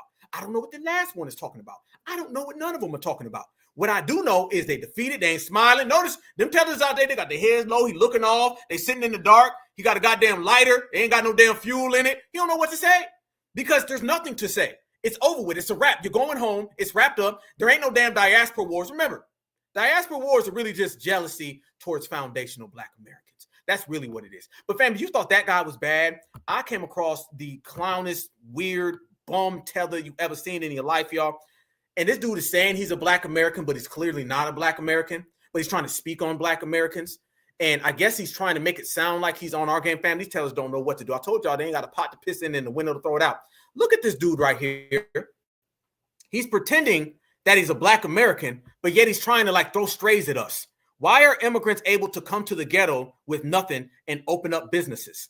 Watch this right here, fam, and tell me, has their desperation literally hit rock bottom? Hey, yo, why is it that, Syrians and people that don't even speak English and don't have nothing in worse poverty conditions than African Americans can come over here to the African American ghettos and open up a business? I'll wait. African Americans talk about all this racism and all of this, the system is against them and all of this type of stuff, but you got people who are not even from this country that sought asylum, that came over here, right? What the hell accent is this, y'all? What the hell accent? What the is this man talking about? You know what I'm saying? He biting his tongue. Look, he got his lip out. Look at him. He biting his tongue. This man out there, he biting his tongue trying to force that. Boy, the accent now, talking about. Dude, if you don't get your tether ass out of here, why don't you just wear your homeland on your t-shirt? Because I know you ain't no damn Black American, homie. You ain't no damn Black American. This dude is a tether agent. This dude is a tether. Look at that fake ass necklace he got on. Look at that. That's why his neck done turn goddamn green. Get out of here with that. What is this man saying? Are they sending out these bums trying to get foundational Black Americans to think he's one of us? You ain't one of us. Your hairline is nowhere near the United States. Your hairline is somewhere in the goddamn Antarctic Ocean. You better take that back. And who the hell wears them damn Beatles glasses? This man got on some Beatles glasses with a damn necklace. that looks like it costs $2. He got it on them damn headphones. That's where he's taking his orders from, fam. He's reading it off. And his hairline looked like the goddamn St. Louis Arch. You better step correct, partner. And opened up business so soon as they got here. They opening up chicken restaurants. What? They're opening up food marts. They're opening up gas stations. All of these businesses that are used frequently by the number one consumer, Black African Americans. He's reading. No, fam. Why does the... No, look, I promise you this dude taking... Fam, I'm not lying. I was just talking about this COINTELPRO Pro. Watch how he freezes, fam, and he's listening to somebody through them goddamn headphones. Watch. Black African Americans. 1, 2, 3, 4. Why does the African American culture choose this? You can't tell me he ain't sitting here listening to something, y'all. And he looks down to read. Watch. Used frequently by the number one consumer, Black African Americans. Look at him. He's listening. Why does the African American culture choose to stay stagnant, dislike each other, unalive each other, harm each other, you know what I'm saying, and not support each other? No, I don't know what you're saying. No, I don't. I see you. My sister Ty said it best. This shit is scripted. Look, he looking down right now. He looking down. Why are you looking the opposite way of the camera? Oh, nah, bro. You stunting. I don't even want to get into the religious clauses of this situation. You know what I'm saying? How they use Islam as the basis and nemesis. You know what I'm saying? For the agenda of making them and targeting a consumer. Islam is the target consumer. What the hell is this dude? And why are you looking down again? How come every time I pause, you're looking down, man? The Islamic population amongst the Black culture and African Americans in the ghetto is extremely high. But yet, they're not in the communities or accepted in these Syrian communities and given Syrian wives. I have yet to see this. They're not giving Saudi Arabian wives. I have yet to see this. I don't see any mixed Syrian and Black babies walking around, you know what I'm saying, screaming Allahu Akbar. I don't see any Arabian and Black, you know, African American. Okay, this guy's a tether. Fam, this guy's a tether agent. Okay, we were just having this conversation. Know how to spot these people. This guy is what we were talking about COINTELPRO, okay? He's clearly an agent, brothers and sisters. Understand that. This guy's clearly working with one of them agencies. Somehow now he's trying to tie us into Syrians in the Middle East. What the F that got to do with us? Literally, nobody's talking about that except for this guy. You got headphones on. Learn how, fam, this guy's wearing the COINTELPRO agent starter kit. All right, look, he's got his hoodie up. His hairline is going in the goddamn wave. He's got on Beatles glasses. He's got that Temu damn chain on. Okay, he's got the headphones on. He keeps freezing. His accent is horrible. This guy's clearly an agent. I want everybody to understand what we're living in now with COINTELPRO. It still goes on today. This is what this guy is. And he's trying to tie us into some type of Islamic stuff, Syrian. Nobody's talking about that. Nobody asked about any of that. It started off with immigrants. I don't know where he's heading with this, but I know where he started with this. He started off by getting that bag from the dominant society. And you see a lot of this on the social media accounts. These people are clearly working with the feds, y'all. American children running around screaming Allahu Akbar in the ghetto. I don't see that. Hell no, you don't. Okay. Hell no, you don't. But why are you even bringing that up? And fam, that contradicts what he said a minute ago. What are you talking about? We ain't got no Syrian wives. What the no are you talking about, agent? This guy is an agent, y'all. I promise y'all. Don't for 1 second think these people are not out here getting a bag. They got whole agencies where they train these people. This man, look in the background, is not in the car, he's against the wall. Nah, this dude's an agent. Ali Akbar. Black Americans ain't saying none of that. Don't even put that in your mouth. Don't even put that in your mouth. And it's funny you bring that up, but you ain't talking about the people who are actually saying it, but you're trying to dump that on us. This is a tether agent. You know what I'm saying? Screaming Allahu Akbar. I don't see any Arabian and Black, you know, African American children running around screaming Allahu Akbar in the ghetto. I don't see that. They targeted with an agenda. He did it again. Fam, he did it again. Watch, fam, these aren't like little stops real quick. First off, he's looking away. Fam, oh, this is how to detect a decoy. This is a decoy right here. This is a tether agent. That man starts looking away for the second time, and you can see by his body language that he's listening in. Somebody's talking to him on them damn headphones, fam. And why you got the damn headphones on while you're doing a video anyway? Who the hell does a TikTok video with headphones on? Watch him right there, fam. He's going to make the gesture that he's listening. And it's identical to the same thing he did 2 minutes prior. That man is getting spoke to. African-American children running around screaming Allahu Akbar in the ghetto. Right here. I don't see that. There you go. They targeted with an agenda. They target. Look how many times he blinked, y'all. He's blinking like 3 or 4 times. Anybody who knows, that right there is body language. You can see through his body language. I'm going to slow it down. Watch him sit there, and he blinks 5 or 6 times. African-American children running around screaming Allahu Akbar in the ghetto. Watch, right there. I don't see that. Right there. Blinking. 2.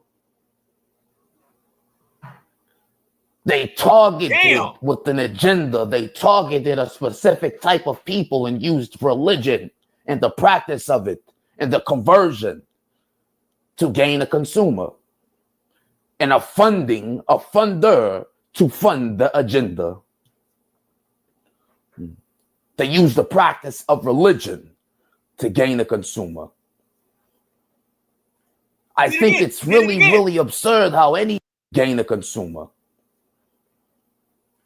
I think it's really. Oh, no. I'm on your ass right there. No, try again there, Mr. Decoy. Watch, he shakes his head. He nods his head in agreement. Watch this. Watch it, family. He said, They use the. Whoa. No. Fam, he even goes, Watch. Oh, you done for. I love being black. I love being foundational. I love this generation. None of this gets past us in this era. We see every last one of y'all damn agents. Watch him nod his head and go, Who you talking to, agent? And the conversion to gain a consumer. And a funder to fund the agenda. Right there. They use the practice of religion agenda. They use the practice of religion to gain a consumer. I think it's really absurd how anybody from any place can just come to a ghetto and do whatever they want to do and make money while you sit there and still struggle in impoverished conditions, right? And unaliving each other. You're freaking murdering each other. You know what I'm saying? You're freaking murdering each other, but you show these immigrants and all of these people that come over love, who don't even want nothing to do with you other than your money. Now he's trying to use our talking points. This guy's an agent all day. You ain't lying. Hey, I see you in the chat. He about to start talking like Ox from Belly. You ain't lying. He about to say, you want to rump with me? Nah, we see you. We spot you. Look at that, bam. That right there is what they're doing now because nothing is working, all right? Now the tethers are coming off of that Black American help. It's evidently clear. Black Americans ain't helping nobody. Nobody is getting any assistance from foundational Black Americans. So now they're going in extra overdrive and they're kind of throwing in the towel, y'all. That guy's clearly an agent. He's looking all over the place. He's looking down. We sat there and spotted him saying, shook his head. He's making all the gestures, blinking his eyes. All those are, if you know how to read body language, signs that somebody is speaking to someone else in another term. That guy's an agent. I don't know what he was trying to get at, but one of the tactics in which they use is they like to mention us in the same vein as things that don't pertain to us. So they can create this atmosphere where they can tie us in. We, as foundational Black Americans, wholeheartedly reject everything that he just said because we clearly see that this guy is a suspected agent, and I'm pretty much on the verge of confirming that. That's the Tether agent, and that's the Cohen Tether Pro in which we speak of, in which we've been speaking of, in which we will continue to speak of. None of that works, fam. The accent was trash. See, this is how you spot these people, y'all. That's another thing about delineation. Delineation has allowed us to spot tethers. But by being able to spot tethers, now we know how to just spot any damn decoy, all right? Any little agent, that right there is going to be exposed. Delineation and spotting tethers has created an atmosphere where we're very, very clear and specific in watching people's movements. So it may not be a tether. It could just be a straight up male. It may not be a male or tether. It may just be a straight up agent. But what we did is that we trained ourselves. We stepped our game up. We done sharpened our talent in watching and identifying people who aren't like us. If you go back to the Black Panther Party, the Deacons of Defense, they always sent in all of these operatives by delineation and saying, where your people from? What your hairline look like? All that did was created a game now that we know how to see things, fam. Y'all remember back in the day, Black folks used to let any damn person show up. Black folks used to just let any damn body show up, anybody walk by. Y'all remember that? Anybody can come on in. All that come on in stuff is over with. Can't nobody come on in no more because we too talented. That stuff will getting infiltrated. Y'all notice, fam, we've been moving along real well in this movement. Ain't been no infiltration. Ain't nobody been able to really infiltrate us. And it all goes back to checking hairlines. Fam, do you know the power of checking somebody's hairline? Checking somebody's hairline is so useful because if you can check somebody's hairline and you can see their forehead and know they're not like us, you damn sure gonna know somebody with a fake accent like him. You're gonna know somebody with headphones who's listening to his handler. You're gonna be able to see them. That's a cakewalk. If you can say, your hairline looks like it's coming from Ghana. Yeah, you're from Ghana, aren't you? I'm from Ghana. Yep. When they say, well, I'm from Zimbabwe. Yep.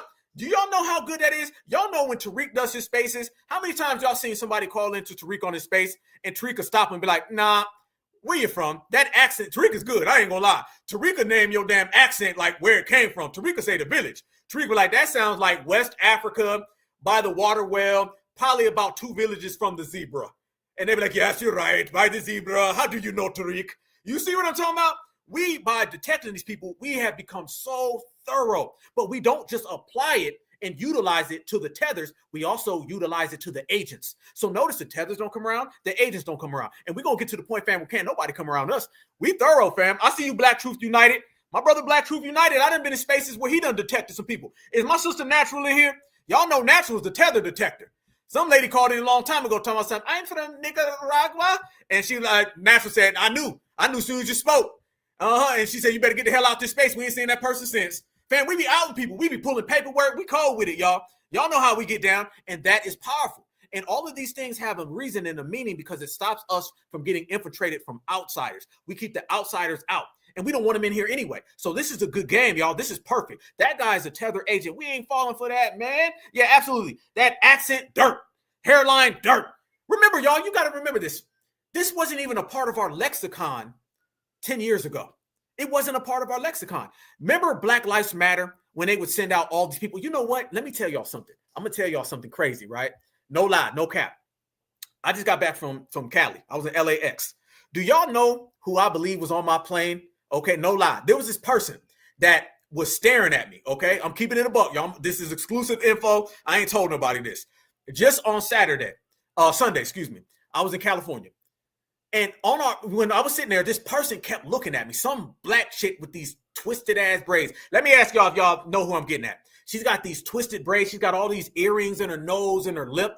And I just kept seeing her looking at me because I be on my G's and Q's when I'm out and about. You know what I'm saying? I'm a soldier.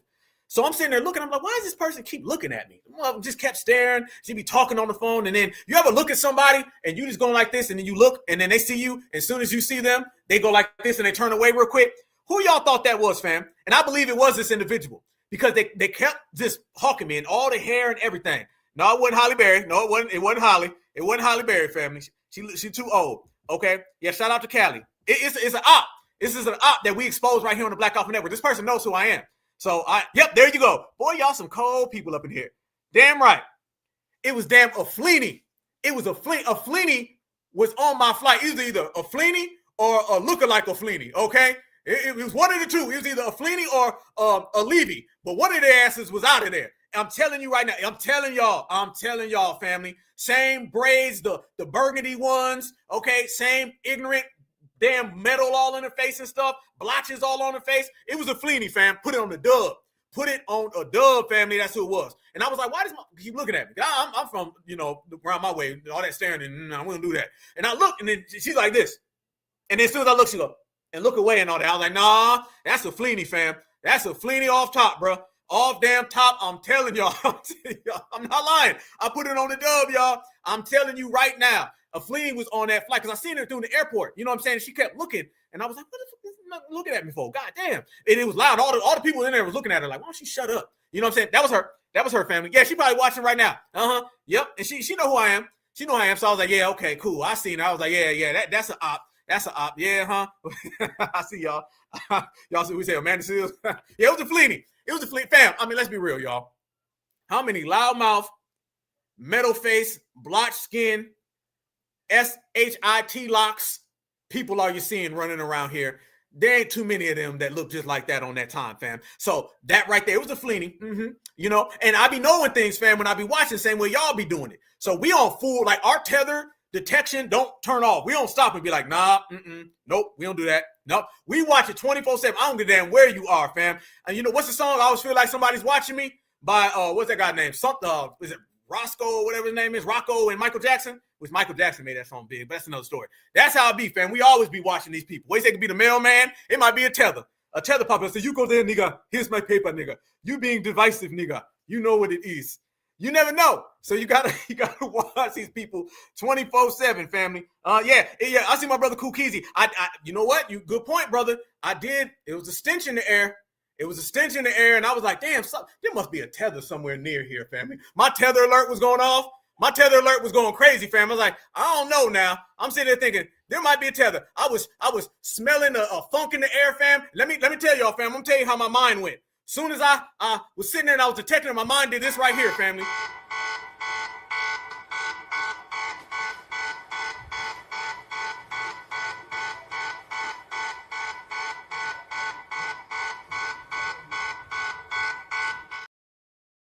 And then I was like, damn, there she go. So yeah, that's what I believe, fam. That's what I believe. Straight up. Can't nobody tell me different, family.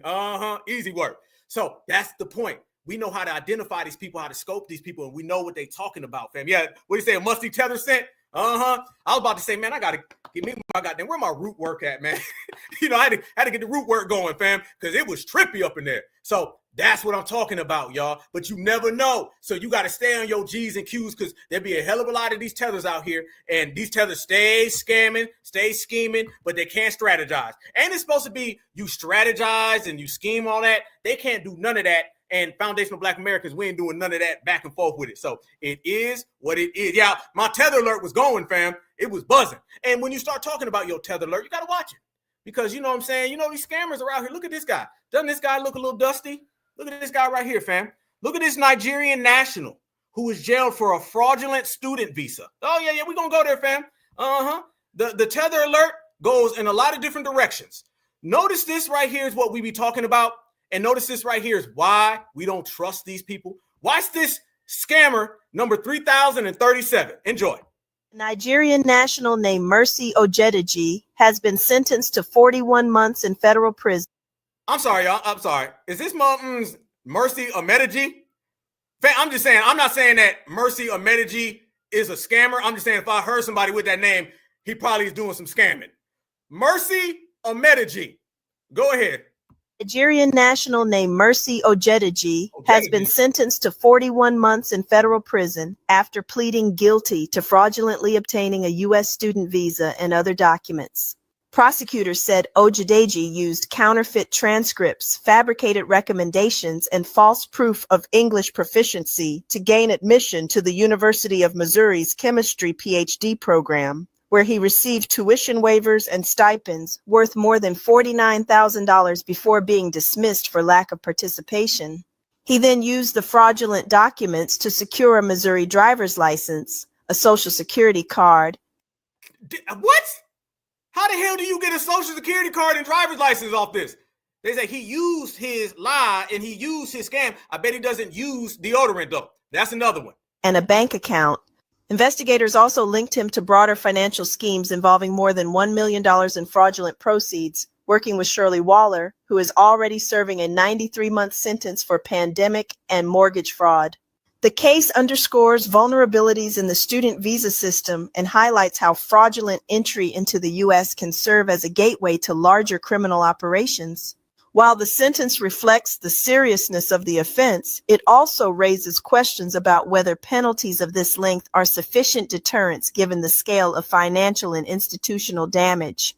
A Nigerian Nigerian Damn, Mercy Omedeji, who is stealing from the whole damn system. I'm just saying, fam, how many scams? See, this is easy for us because we've been highlighting all these scammers, but damn, y'all, damn, these people are scamming crazy. We have literally tallied up billions of dollars. That one story had billions of dollars. We done gave a couple other stories that got millions of dollars. How many scammers have we showed today? You got Mercy Omedeji and that dude right there. You know he smell. My brother Black Truth United said he could smell him through the phone.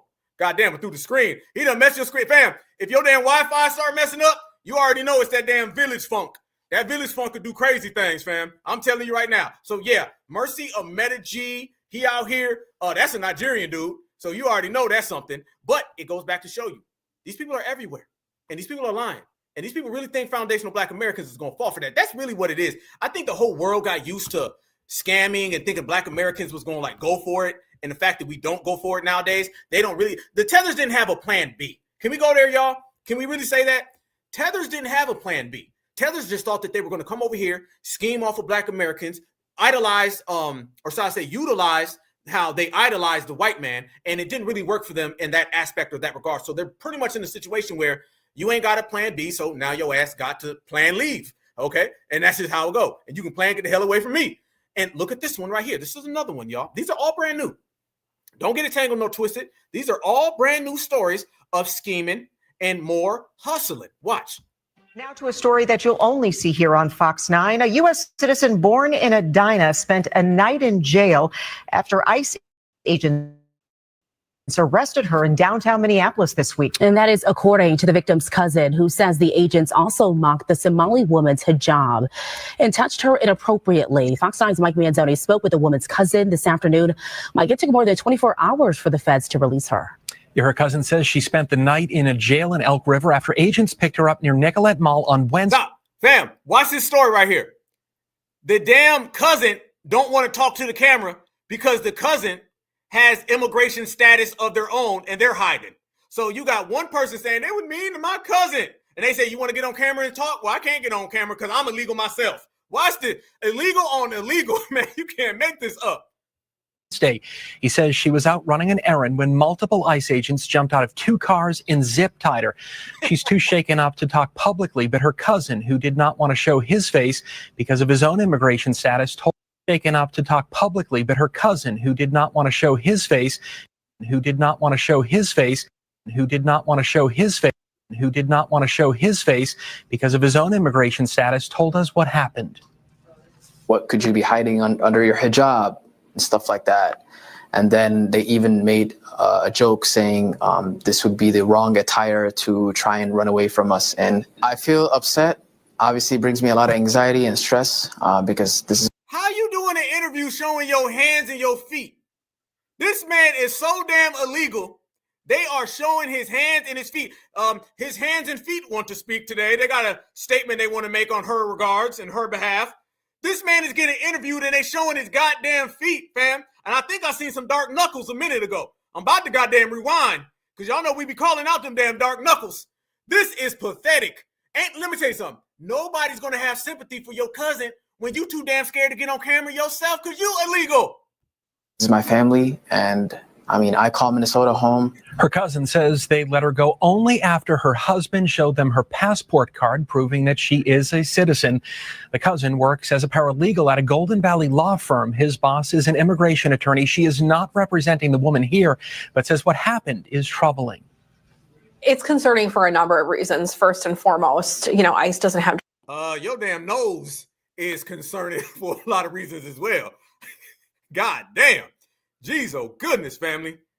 That boy, I thought Humpty Hump was just a dance.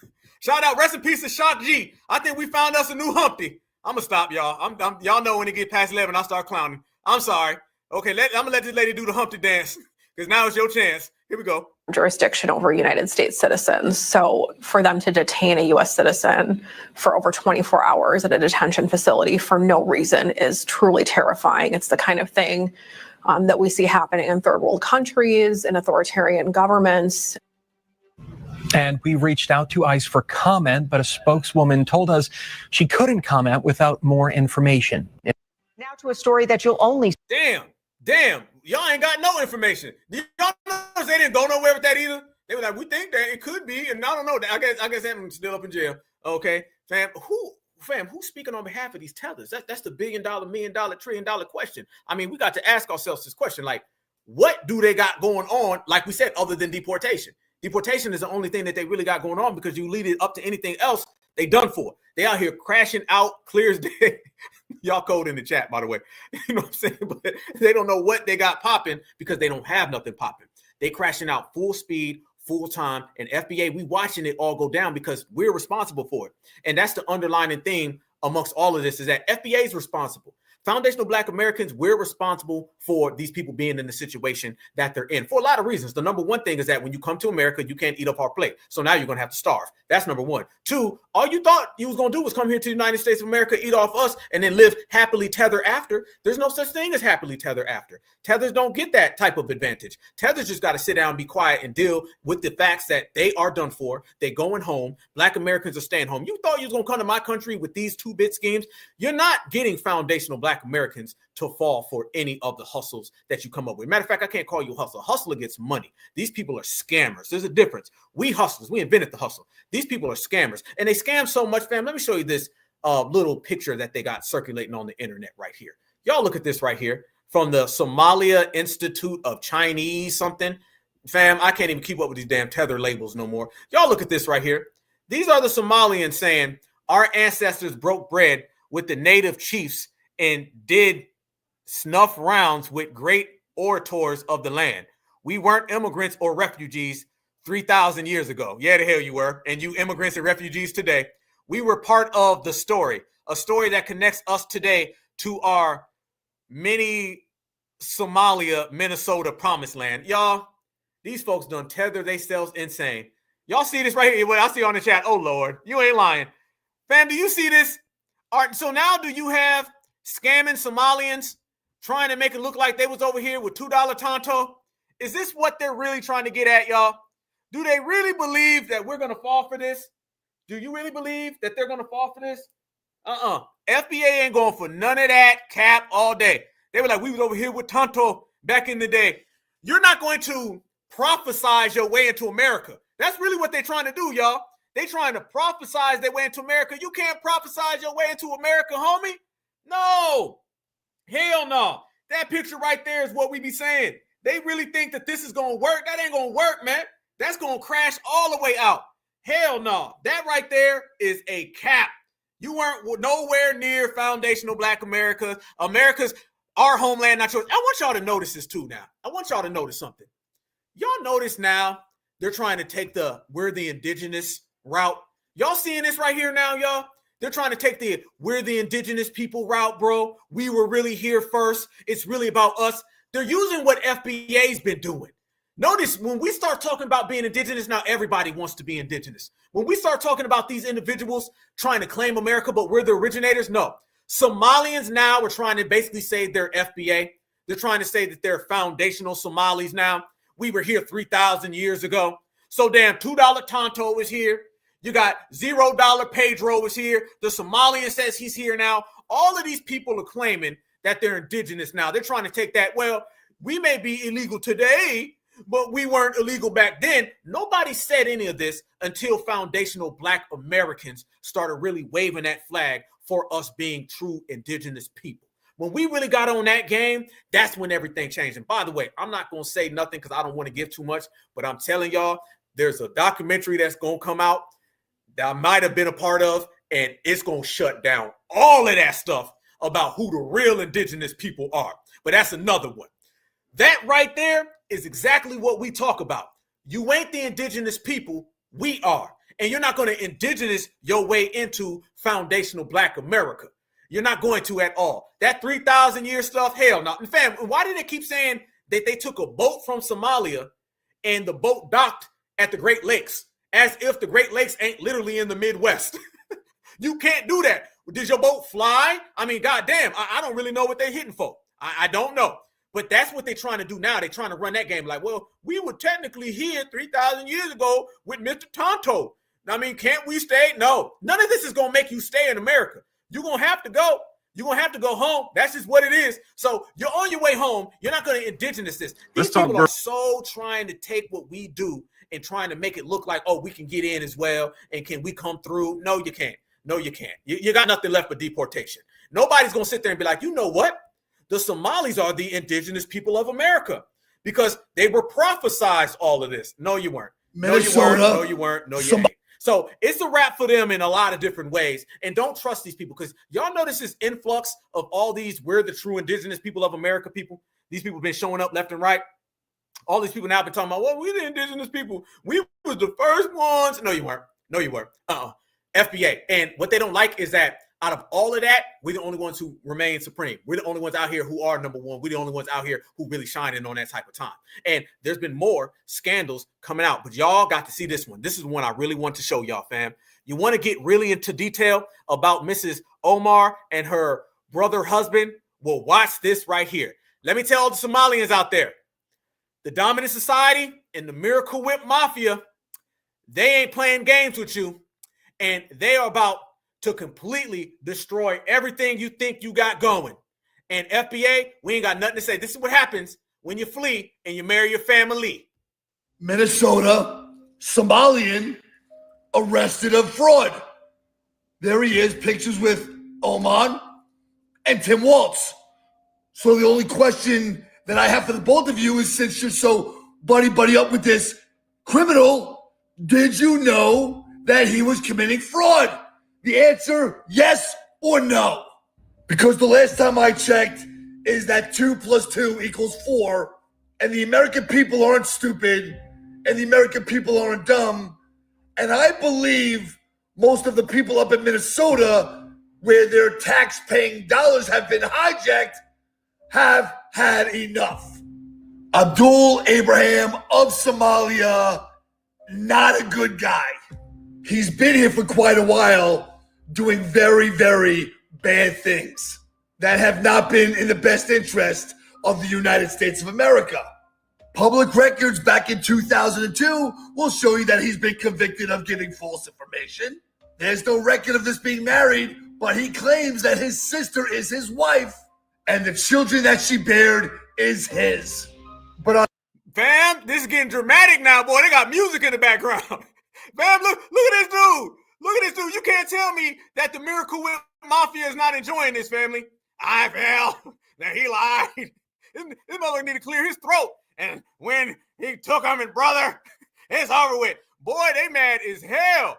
Boy, you done pissed them off. I hate to be you right now, Somalian man. On a later date, according to documents, it shows that those were just lies. But why would he claim that his sister is his wife and those children were his? Oh, by the way, notice like halfway through he cuts the music on. He's in there talking. He sound like one of them horror movies. Y'all remember them horror movies back in the day? They're like, they thought he was dead. He's returned from the grave. This February, he has a day of reckoning. Listen to the music kick in. Y'all know when the Miracle Whip Mafia gets dramatic, they coming after some damn immigrants. Information. There's no record of this being married, but he claims that his sister is his wife and the children that she bared is his. But on a later date, according to documents, it shows that those were just lies. But why would he claim that his sister is his wife and those children were his? Back in 1995, he was deported from Canada. In 2004, he was here in the United States of America. Judge put in documents that he should be removed. His appeal was denied in 2006. But despite the order from the judge, Temporary Protective Services gave him status for the next following years, which brings us up to 2023. And now we're in the beautiful year of 2025, and look who this criminal is palling around with. And all of a sudden, this news breaks out that billions upon billions of dollars has been extorted out of the beautiful state of Minnesota, sent over to Somalia, into the hands of Al-Qaeda forces, the same exact terrorist group that screams death to America. Oh, I said it, y'all. I said it. I said when they start talking about terrorism, and they start talking about Somalia and Afghanistan and Iraq, that means the dominant society is going there. They only say that for a reason, y'all. They now are connecting your average everyday Somalian with that. There ain't no way you're going to be able to turn around. Y'all done stepped into something, so you're going to have to stand in it now. Woo! It's about to get crazy. Y'all get ready for them treason charges coming up real soon. Get ready for it. They're going to find these people connected to all different organizations throughout the Middle East. They're going to be plugged in with all these foreign enemies. That's the next step, y'all. And remember, we have the what? Alien Enemies Act. Let me go ahead and let Mayo Matthew from the Miracle Whip Militia continue. Ilhan knows this. Our governor, Tim Walz, is very, very well aware of this. So I'll ask you again one more time, Governor. Were you aware that you were palling around with a criminal, with a person that has been deported from Canada that should have never, ever been here for this whole extended time that he's been here? And did you know, possibly allegedly, that he might be involved in the most recent case of extorting money out of here, out of the United States of America? God damn. Minnesota, Somalian. Damn, this man, he just mugged the camera for like 5 minutes when he was done. That man in here tripping. This man acting like damn Freddy Krueger. It's over with. Over with. That man is pissed off because it is about to get real. It all makes sense, though, family. It all makes absolute sense. Yeah, he sound like Triple H out here. He went full goddamn Hulk Hogan. It all makes sense now. Now I see it, fam. All it takes is a little foundational Black American viewing, and then we get all of the connections together. I get it now. You start talking about all of these Somalians and Omar, you start talking about scamming. And then all of a sudden, Omar and scamming turns into you being plugged in to terrorist networks and organizations in the Middle East. That allows Donald Trump to continue and push further with his what? Alien Enemies Act, which specifically states these people dealing with foreign governments that oppose Black Americans and oppose all of America. That's what this is truly about. Look and notice now, y'all. It starts off with them talking about migrants and immigrants, and then they start talking about treason from them people. And then treason leads into these people being connected and affiliated with all of these different people throughout the United States and throughout the world that got a view on us. This allows Donald Trump now to push forward. I believe you're going to start to see more and more about the Alien Enemies Act. And Donald Trump is going to start saying, we told everybody that these people come here to America and they start working for our country, but they really are just spies and decoys for everybody else's country. Oh, it's about to get real. It's about to get real. Oh, it's about to get real. They would say, you said Macho Mayo Man. Damn. Macho Mayo Man. I see you, brother. Damn. Yep, Columbus, Ohio. Absolutely. They out there trying to rip off Columbus, Ohio, Iowa, all of those places out there. They went full speed. You know, dude was mad too. Dude was mad. Because let me tell you, there's something in the dominant society a lot of people don't know about. But there's a lot of these W's that they pretend and they walk and talk like they're ex-military people and they're veterans, but they never were. That dude's probably never served a day in the United States military, but he has this fake demeanor like he's Captain America. That's an old thing. I used to know this one dude, and I caught him on the internet one time, this W dude, and he was talking about some of my old friends in the Army. He never served in the Army, but he had loose language that he was saying, no, I didn't mean my friends in the Army because I was in the Army. No, I meant my old military friends where I was friends with them and they were in the military. I remember seeing a study one day, it was a show, and they went up to this guy and they were like, were you in the military before? He was like, yeah. What'd you say, patriots? Absolutely. They walked up to this guy and they were like, where'd you serve? He's like, I served all over the world. And what it was a real Marine. And the real Marine was like, okay, tell me where you served, man. He didn't think he'd come across a real Marine. He's like, oh, Afghanistan. He's like, oh, what Providence? Man, I was all over the different provinces. He was like, no. I mean, specifically, what year did you go there? Oh, man, I left and came back. And he's like, you didn't serve, did you? And then the dude literally grabbed his stuff and ran out the room. You know, they be doing that to get discounts. Military get free donuts. Dudes walk in there with fake badges and stuff they bought from the little utility store. That's what goes on a lot of times, man. Shout out to the 614 all damn day. You already know. That's what happens a lot, y'all. And they stay doing that kind of game. And that's like a hustle that these individuals do on that side. And that's what that dude is. So now you're going to have these fake triots. I love that. You're going to have these fake triots and they're going to be getting all amped up. You got a lot of them down south. These people ain't never done nothing in the military, but they ride around with all the camouflage, make it look like they're war veterans. But their war is right here in America with foreigners. That's the talk. When everybody's running around here talking about black folks and black Americans, these folks ain't worried about no black Americans. They worried about you and your invaders because that's what they calling you, Tether Man. I know you want to make TikTok videos about me. I know you want to make TikTok videos about FBA. But let me tell you something. Your real issue is all of these patriots, these militia dudes who pretend that they've been to war and they want to go to war right here with the invaders that come into the United States. You know what makes that even worse? Is now Donald Trump is sounding just like them. So is Stephen Miller. What you're going to see now, y'all, and I promise you, they're going to start to connect these people to terrorists. You're going to see now the immigrant and the migrant is going to be closely tied in to the terrorist. And they're going to make a very, very close tie to them. And then probably you're going to find out some of these people are tapped in with foreign governments. And that's going to allow Donald Trump to utilize that damn Alien Enemies Act. And then they're going to all get behind it. Don't be surprised as you hear stay-at-home immigrant more, you're going to start hearing more and more about that damn Alien Enemies Act, which is going to give Donald Trump full power to come after these people militarily. See, it's one thing when it's ICE or the National Guard. It's a whole nother thing when it's the damn U.S. military coming after you. And by the way, yeah, y'all notice when I started talking about the decoys and the agents, y'all see the stuff with the numbers again? Y'all see what I'm talking about? Look at the numbers right now, family. We were sitting here like 2.7. Now we're at what? 178,000. Fam, come on now. Listen, if you're watching Tethers, if you're watching ops, agents, just tell us you're watching. I just sat here and told everybody you can't get by on us no more. Your bulls don't work no more. We see your hairlines. We see your little goddamn agent, little wire. We know you got a badge on. We see it. Just come out and tell us that you're spying. All right, quit playing games with numbers and everything. We watching you right now. Okay, we seeing you for what it's worth. All right, I don't know what. Oh, you thought you were dealing with the African Americans or the people of color or the minorities? No, this is certified Black society. It's certified 100. We know exactly what you're doing right now. We know that you're tapped in and you're listening. That stuff ain't gonna fly with certifieds, okay? Y'all know, boy, soon as we start talking that talk, we start bringing up these damn agents. They say, hit the numbers, hit them.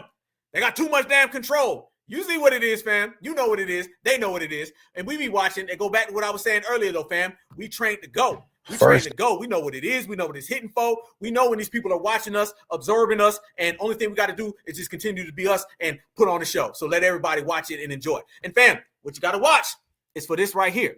Remember I was just talking about these individuals doing this anti-American stuff? Y'all do know over in Somalia, they're burning the American flag and they're stepping on the American flag. And Americans ain't going to go for that. So I'm here to let everybody know something right now. That Alien Enemies Act, it don't need to be y'all sitting here tapped in listening to Black Alpha Network. I'm going to be all right. I'm going to be a certified foundational Black American. Very handsome, brother, if I do say so myself.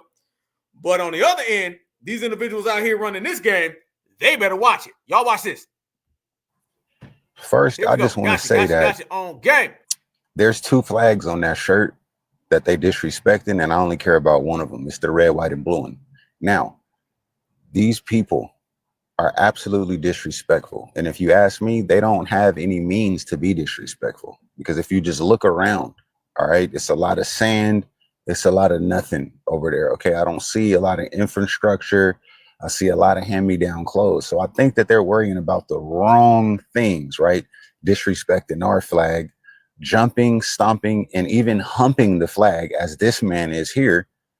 I don't know how deprived these people's brains are, but we don't want this kind of shit here in America.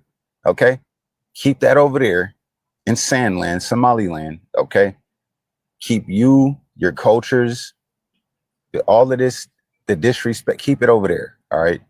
Donald Trump is already on one of y'all leaders' necks. All right. Ilhan Omar.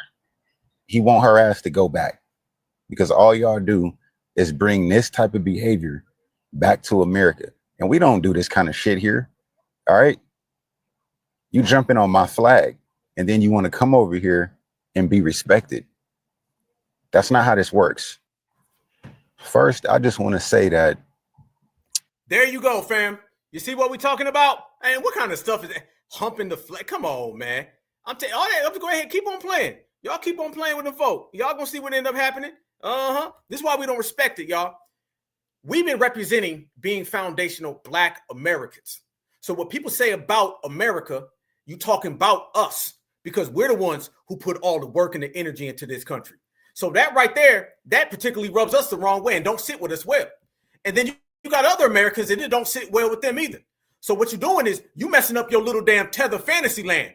And now it's all about to come crashing down on you. So when you get packed up and you get yoked up, that's all your fault. You the one behind that. All that disrespect. No, did y'all just see the guy? And I can't even show it. He was at the Hollywood Walk of Fame, a Somalian, and he literally peed on Donald Trump's star. You think that's going to help or hurt you stay in this country? You think that's going to help or hurt you with the Alien Enemies Act? You think that's going to help or hurt you getting arrested for scamming people out of billions of dollars? You're scamming people out of billions of dollars. You disrespecting the flag. You're disrespecting the country. And there's a lot of people who take this country very damn serious. And we're a hell of a lot of them because we built the same. That is treason. And that will be treated like treason. Well, we're moving into a different day, fam. We're moving into a new time where immigration is about to turn into treason. It's about to go from American law to international law. Can't you just feel the shift, yo? Can't you feel the shift now? We're starting to change where these people are getting far and far more aggressive with the way they're coming after these people. I think we're going to look back on the days of deportations and ICE, and that's going to be seen as like the early days. Now we're going to start seeing real military stuff. This is about to turn into some international military stuff when all these illegals and foreigners come over here. Because just think about it. If you come from a homeland that does that, I suspect you may be affiliated with it. If you come over here and you say things like Omar has said that disrespects the flag and disrespects the Constitution, in every single aspect, you're going to be on somebody's list. So this is why Black Americans, every time they run their mouth and they make those threats about us, remember, they're making threats about Americans because we are those Americans. So what you're going to do now when you're out here talking disrespectful to Black Americans and you throw in some disrespect towards the flag, and then next thing you know, the Department of Homeland Security pull up to your house. Tethers is about to get real. I don't think Tethers right now think that this military way. As a matter of fact, y'all, I don't know if anybody other than us right here on the Black Alpha Network Certified 100, all of us, I think we're the only people who are foreseeing that we're about to leave the immigration domestically and we're about to go into military enforcement. It's about to turn into an international affair where these people are starting to get hit with treason cases. These people are starting to get hit with foreign invasion cases. How do you know? Because Donald Trump and them are already planting the seeds for it. They're already out here talking about it. They're already out here speaking about it. What do you think is next, y'all? The only thing that is next is these people are going to end up getting truly arrested, hit with treason charges, and whatever they do to them after that is going to be what they do to them after that. You can't blame Black Americans for this one. I think we're the only ones seeing it, fam. Listen, we listen to a lot of people. We listen to a lot of people in all of media. Tell me anybody right now who's breaking this down the way we are tonight. Nobody sees this military element because first off, if you understand the system of supremacy, you understand all they know is hyper-aggression. The next step they have is to be hyper-aggressive. The next step they have is to bring in the tanks and the arms. So we already know that element anyway. But when you add that element to the very fact that these people are doing things like degrading our flag, you're going to be wishing you had the National Guard in about a year when the damn army's in the street. You're going to be wishing you had ICE when they pull out them damn Marines. These folks ain't playing. They calling you invaders. Invader ain't no domestic problem. Invader means you came here from someone else. You came here rocking for another country. And it's only right that they're going to start matching that with a hell of a lot of power. Put fire in front of that. So yeah, if real talk comes across like espionage, it's about to get real. It's about to be a damn conspiracy movie up in here. And they can't say that FBA had anything to do with that. You got to remember this, fam. It started off with these people always being tethers and disrespecting Black Americans. But now tethers have created a whole separate problem that does not apply to us. We just checked them, told them stay out of my damn reparations. You ain't like us. You ain't for us, and we ain't y'all. That's simply what we told them. Now, all of this billions of dollars of scamming, degrading the flag, shutting down highways, that's them creating a whole nother set of problems that Mayo, militia, mafia, Miracle Whip gonna have an issue with. The 4 M's. So when you got them problems and it start going into them international courts, don't come over here looking at me because you want to make a TikTok video that didn't even get no likes. I go out there and make one goddamn video and shut the whole internet down. Black Americans is always 10 steps ahead. Black Americans is always winning. You done created some problems now that ain't got nothing to do with Black Americans. And I believe this is one of the reasons why they're so upset, family. They're so upset right now is because they see some things that are going on that Black Americans don't have nothing to do with. It started off with just them hating on us and us checking them. And now they're looking and saying, well, hold on now. Wait a minute. Freeze, partner. Your issues done left Black America. And now your issues is going in to Mayo America. And Mayo America, they not playing. Sharia law, That ain't just about immigration. Sharia law got something to do with international military. So don't be surprised when they pull up on you. Absolutely. Enemy infiltration. Fam, immigration is going into more of a military issue. And that's all by design. Trump and them about to roll out the military. Let me just get straight to the goddamn point. They ain't playing with you. They about to start pulling out the military. They got all the policies and laws that will apply to you on the military level, on the international level. And then on top of those laws, they got a whole nother set of things in terms of the Marines, the Army, the Navy, and they about to have a full thing. They said they wanted a war on immigration, and you about to get a real war on immigration. Donald Trump, tell us what you feel about Omar, because Donald Trump said this right here about her, and she's going to be the first catalyst. Donald Trump said he tried to have Somalia take her back, and they ain't even want her. Watch this. And I met the head of Somalia. Did you know that? And I suggested that maybe he'd like to take her back. He said, I don't want her. Okay, what else? Look at the males laughing at you. Look at them, they laughing. Look at JD Vance over here laughing. Look at Stephen Miller. Stephen Miller mad. He ain't even laughing. He got his arms folded, Cash Patel. Look at him. They clowning, fam. They telling you that they targeting her. They telling you that they got a spotlight on the Somalis. They telling you it's about to get into some army stuff. I'm just saying. And I met the head of Somalia. Did you know that? And I suggested that maybe he'd like to take her back. He said, I don't want her. Okay, what else? I met the head of Somalia. Did you know that? And I suggested that maybe he'd like to take her back. He said, I don't want her. Okay, what else? Damn. They out here laughing at you. They out there laughing. They got their arms folded. They're like, ha ha, this is what you get. And that is what you get because you started it. And if you start it, them folks going to finish it. And when they finish it, it ain't going to be what you want. And it ain't going to be what you like. So family, the moral of the story with all these individuals is that we have watched this situation be amplified and move on, quite frankly, without us. It has nothing to do with us at this point, fam. What are we really dealing with these people? What are we really dealing with? A bunch of dusty tethers that don't have no deodorant? That don't mean nothing. That's easy. So what do you see beyond that? The only thing you see beyond that, fam, is that these folks is ready to come after them with every single thing that they got. And when they come after these people with every single thing that they got, it's a wrap. Did y'all see the footage of the dude? He was at, I want to say Congress, and he was going off talking about taxpayer money. He was going in about taxpayer money because now they feel that y'all messing with the pockets. FBA warned y'all. FBA told you about the scammers because they try to scam us. FBA told you about the leeches and the ungrateful tethers because they're ungrateful leeching tethers to us. Now the world is getting a taste of what FBA's been saying about these foreigners who come here. It ain't no longer they just disrespecting us. Now they disrespecting the males, and the males got something for them. We just delineating, separating, regulating. These folks is out here ready to go to full-scale war with you. Watch this right here, y'all. It is disgusting, Mr. President. Disgusting. We're trying to put together a budget right now.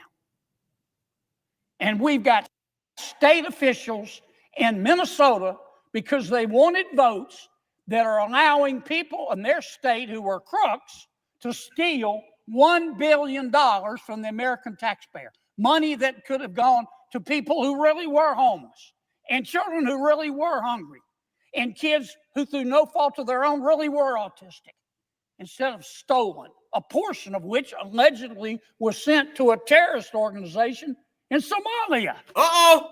Fam, you slowly hear terrorism pop up more and more and more. That's how it starts. It's going to start off with terrorism, foreign governments, and then voila, dude pissed off. That's Kenny. Who is this guy, fam? Who is this guy, if y'all know? Somebody say from Louisiana? Boy, he started off mad too. Disgusting. Boy, you pissing him off. You know this man, all he want to do is play bingo. That's all he want to do, fam, is play bingo and sit on his damn recliner. You done made this man get up and go in there and dress you. It's disgusting. All right, it's about to get real disgusting. It's scary, too. It is disgusting, Mr. President. Disgusting. We're trying to put together a budget right now. And we've got state officials in Minnesota because they wanted votes that are allowing people in their state who are crooks to steal $1 billion from the American taxpayer. Money that could have gone to people who really were homeless and children who really were hungry, and kids who through no fault of their own really were autistic, instead of stolen, a portion of which allegedly was sent to a terrorist organization in Somalia. Terrorist organization.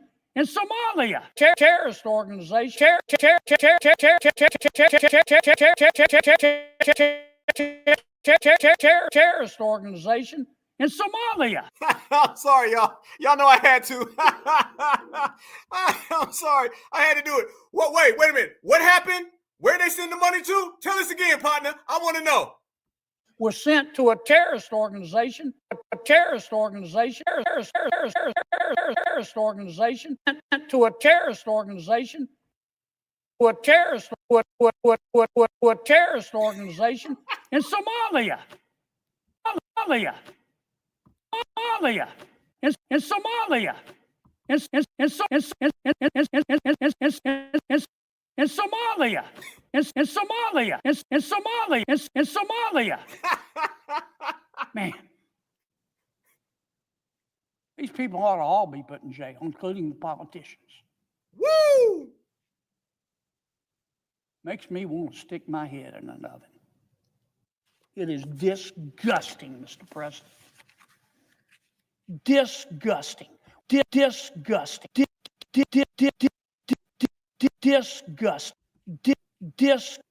Disgusting. Damn, fam, I've heard a lot of phrases. I'm sorry, y'all. You know how to get my little remix on. Listen, I done heard a hell of a lot of things before. I ain't never heard somebody say it makes them want to stick their head in the oven. Goddamn, y'all had to remix that. Disgusting. Somalia. Terrorists. And they ass is about to go home. And they can take their 5 head with them. And FBA ain't helping. So you see right there that these people say they want to stick their head in the oven. So there's no way to return this or reverse this. It's going straight forward. We predicting it right now, the same way we predicted that we'd be here where we are today. These people are about to go home in a worse fashion. It's about to be upped ante. It's about to be all out assault on these people. And they're getting it to the point where now they can write any law. Billions of dollars scam. They're connecting these people to terrorist organizations. They're calling them invaders. They're showing these people degrading the flag. That right there gives all the means to take tethers out. Now you got the tethers and you got the Mayos. And the Mayos and the militia and the mafia of Miracle Whip are coming after every last one of them. Somali is going to be the first place. You're going to start seeing all of the Minnesotas, the Minneapolis, Minnesota Somalis. They're all going to get wrapped up. Omar's going to be the main face of it, and they're going to start with them all the way across the board. ICE is going to come in. National Guard is going to come in. Marines going to come in. And then you're going to start to see more changes. You're going to start to see more charges. You're going to see more problems, and you're going to see more of FBA not giving a damn. But let me tell you what else we out here on. Fam, you know they got issues when their own people is running around here, and they saying they want to go ahead and get disability because of this right here. When this right here makes you want to go get disability and makes you want to go and check yourself in somewhere, you know things have gotten very, very bad for you.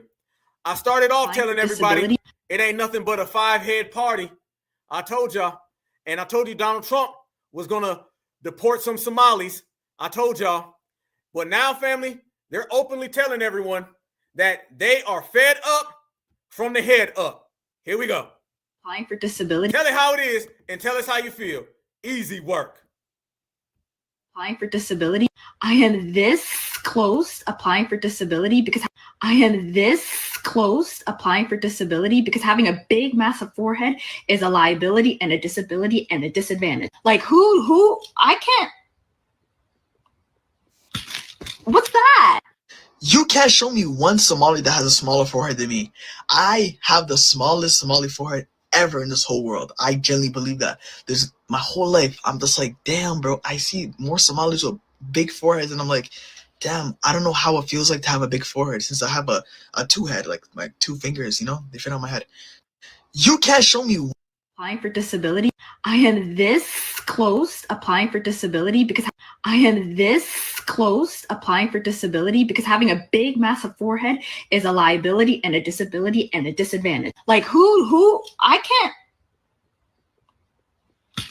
What's that? Damn. I'm going to tell you what that is. That is a national security threat. The same way that's a national security threat. The same way that's a national security threat. The same way that's a national security threat in the same way that is a national security threat.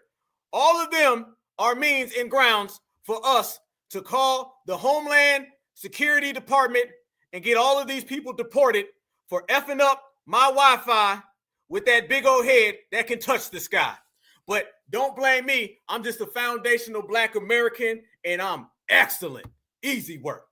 Family, you already know. We've been in here cooking. We've been in here roasting. We've been holding it down. But you know that's what we always do right here on the Black Alpha Network. #1, history, legend. We going down with it, and we making sure everybody knows just how excellent we are, and we out here shining like a megastar. We in the game full speed. We're going to have another one. Fam, I want y'all to catch me back. We're going to be back on Thursday. Probably going to drop something. Shout out to the team. And I told everybody, man, I'll be telling everybody, get ready. Get ready, y'all. Get ready. It's about to go down. I want everybody to be ready because this foundational Black American renaissance done got completely increased. This foundational Black American reparation generation done got completely amplified. And this foundational Black American energy is tearing the roof off. That's why everybody wants to be us, but they can't see us, but they better believe us because we are the ones out here making it all happen. And Black Alpha, #1 activist, megastar on the front line, bringing all the fire. That's how it is. Yes, indeed. Fam, I need everybody. Tap on in, man. You already know it's been a good one, a great one. We in the building, in the place. Shout out to the team. Shout out to my brothers, man. Shout out to David Anderson. Shout out to my brother, Ant CEO. Much respect to them two brothers, man. Shout out to Tariq. Shout out to everybody, man. I'm having two brothers come on the show, man. So y'all look out for that. We're going to have a massive collaboration and everything. And, you know, one thing about foundational Black Americans, man, we stick together. We stick together. Y'all make sure that y'all smash that like button, subscribe, man. Y'all got to be back, man, because we're going to do another one on Thursday. I'm going to have all the brothers, man. I'm going to have the whole fam up in here, man. We're going to do a good one. We still going to drop on Friday. You already know what it is. But we're going to do something on Thursday, man. I'm going to get with my two brothers. We're going to have something real great. We're going to have another showdown, you know what I'm saying, because it's about to go down. And we hold the crown. And everybody else at this point, they don't exist, man. It's just foundational Black Americans. And everybody else is, you know, so far behind us that we forgot they even there. You dig? But it don't matter because either way, FBA for the win. FBA for the win, and all we do is get it in. I'm going to see you on the other end, man. Y'all stay safe. Y'all stay good. Y'all stay vigilant.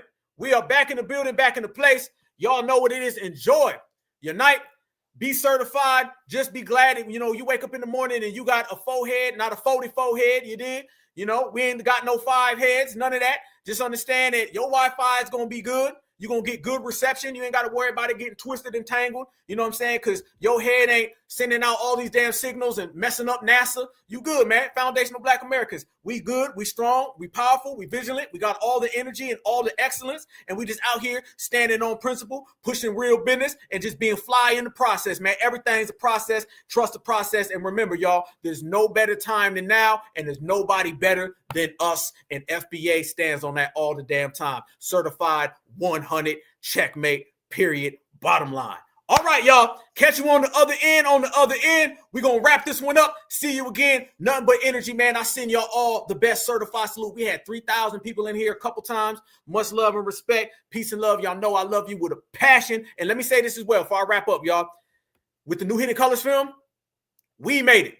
All of us together, y'all. Remember, y'all be the ones right here every night. We be the ones in it. Be the wintertime, it be the summertime, it don't matter. So the whole time when we're out there, fam, and I'm doing the thing, I'm thinking about all of you guys. I'm thinking about every last one of y'all. Trust me, y'all. Trust me. I don't care if you left one comment in here. I was thinking about y'all the whole time, man. I was like, I can't wait to the family because trust me, I wouldn't be there if it wasn't for y'all. So when I got there, I had to represent y'all. So I'm thinking about every single thing that you guys always say, okay? I'm thinking about every single thing that y'all speak about, all the conversations we had. And I said, I want to take the energy from the live chat, the #1 chat on the goddamn planet, because we are the #1 channel on the planet. Trust me, the Certified 100 been the best. We've been fam, have we not been the best? Shout out to all my new subscribers. One love. Welcome to the Certified 100, okay? But I be hearing about the Certified 100 everywhere. I'm hearing people on TikTok talking about y'all. I'm not lying, y'all. I seen people on TikTok and they was talking about y'all. So I was like, damn, this is really where we at with it?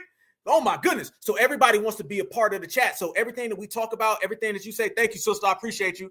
My sister D, you've been a day one. Much love. But I thought about you guys, man, the whole time. I swear to God, on everything I love, I was like, what can I say to represent the chat? Because I remember talking to you guys on Christmas, on New Year's, birthdays, when people have passed away, we spoke. I remember everything. So I said, how can I represent the best chat in the whole world on this grand stage at the Super Bowl. You know what I'm saying? So we can do this forever and immortal. So I took all of you guys and all the energy that you guys always give me. I don't care who you are, man. I always thought about that. And I was like, we're going to represent. One thing about me, man, I'm going to represent to the fullest and to the maximum. And I'm going to go all the way out for my people. And you guys are my people. And with us together, there ain't no equal. And with that, fam, I send you a certified salute. And I'll see you on the other side, y'all. Stay good, stay fly, stay vigilant. And always remember, no matter where you go, no matter what you do, that black is beautiful. And beautiful is always black. Peace and love, peace and love, peace and love. Tupac, bring us home, baby. I don't care what y'all think. If you whatever the fuck you think you are. And until we own some shit, I'm gonna call it like it is. How you gonna be a man and we starving? Go ahead. You know? And you can walk by 5 different houses, ain't a man in either one of them motherfuckers. How we gonna be a man? How we gonna be African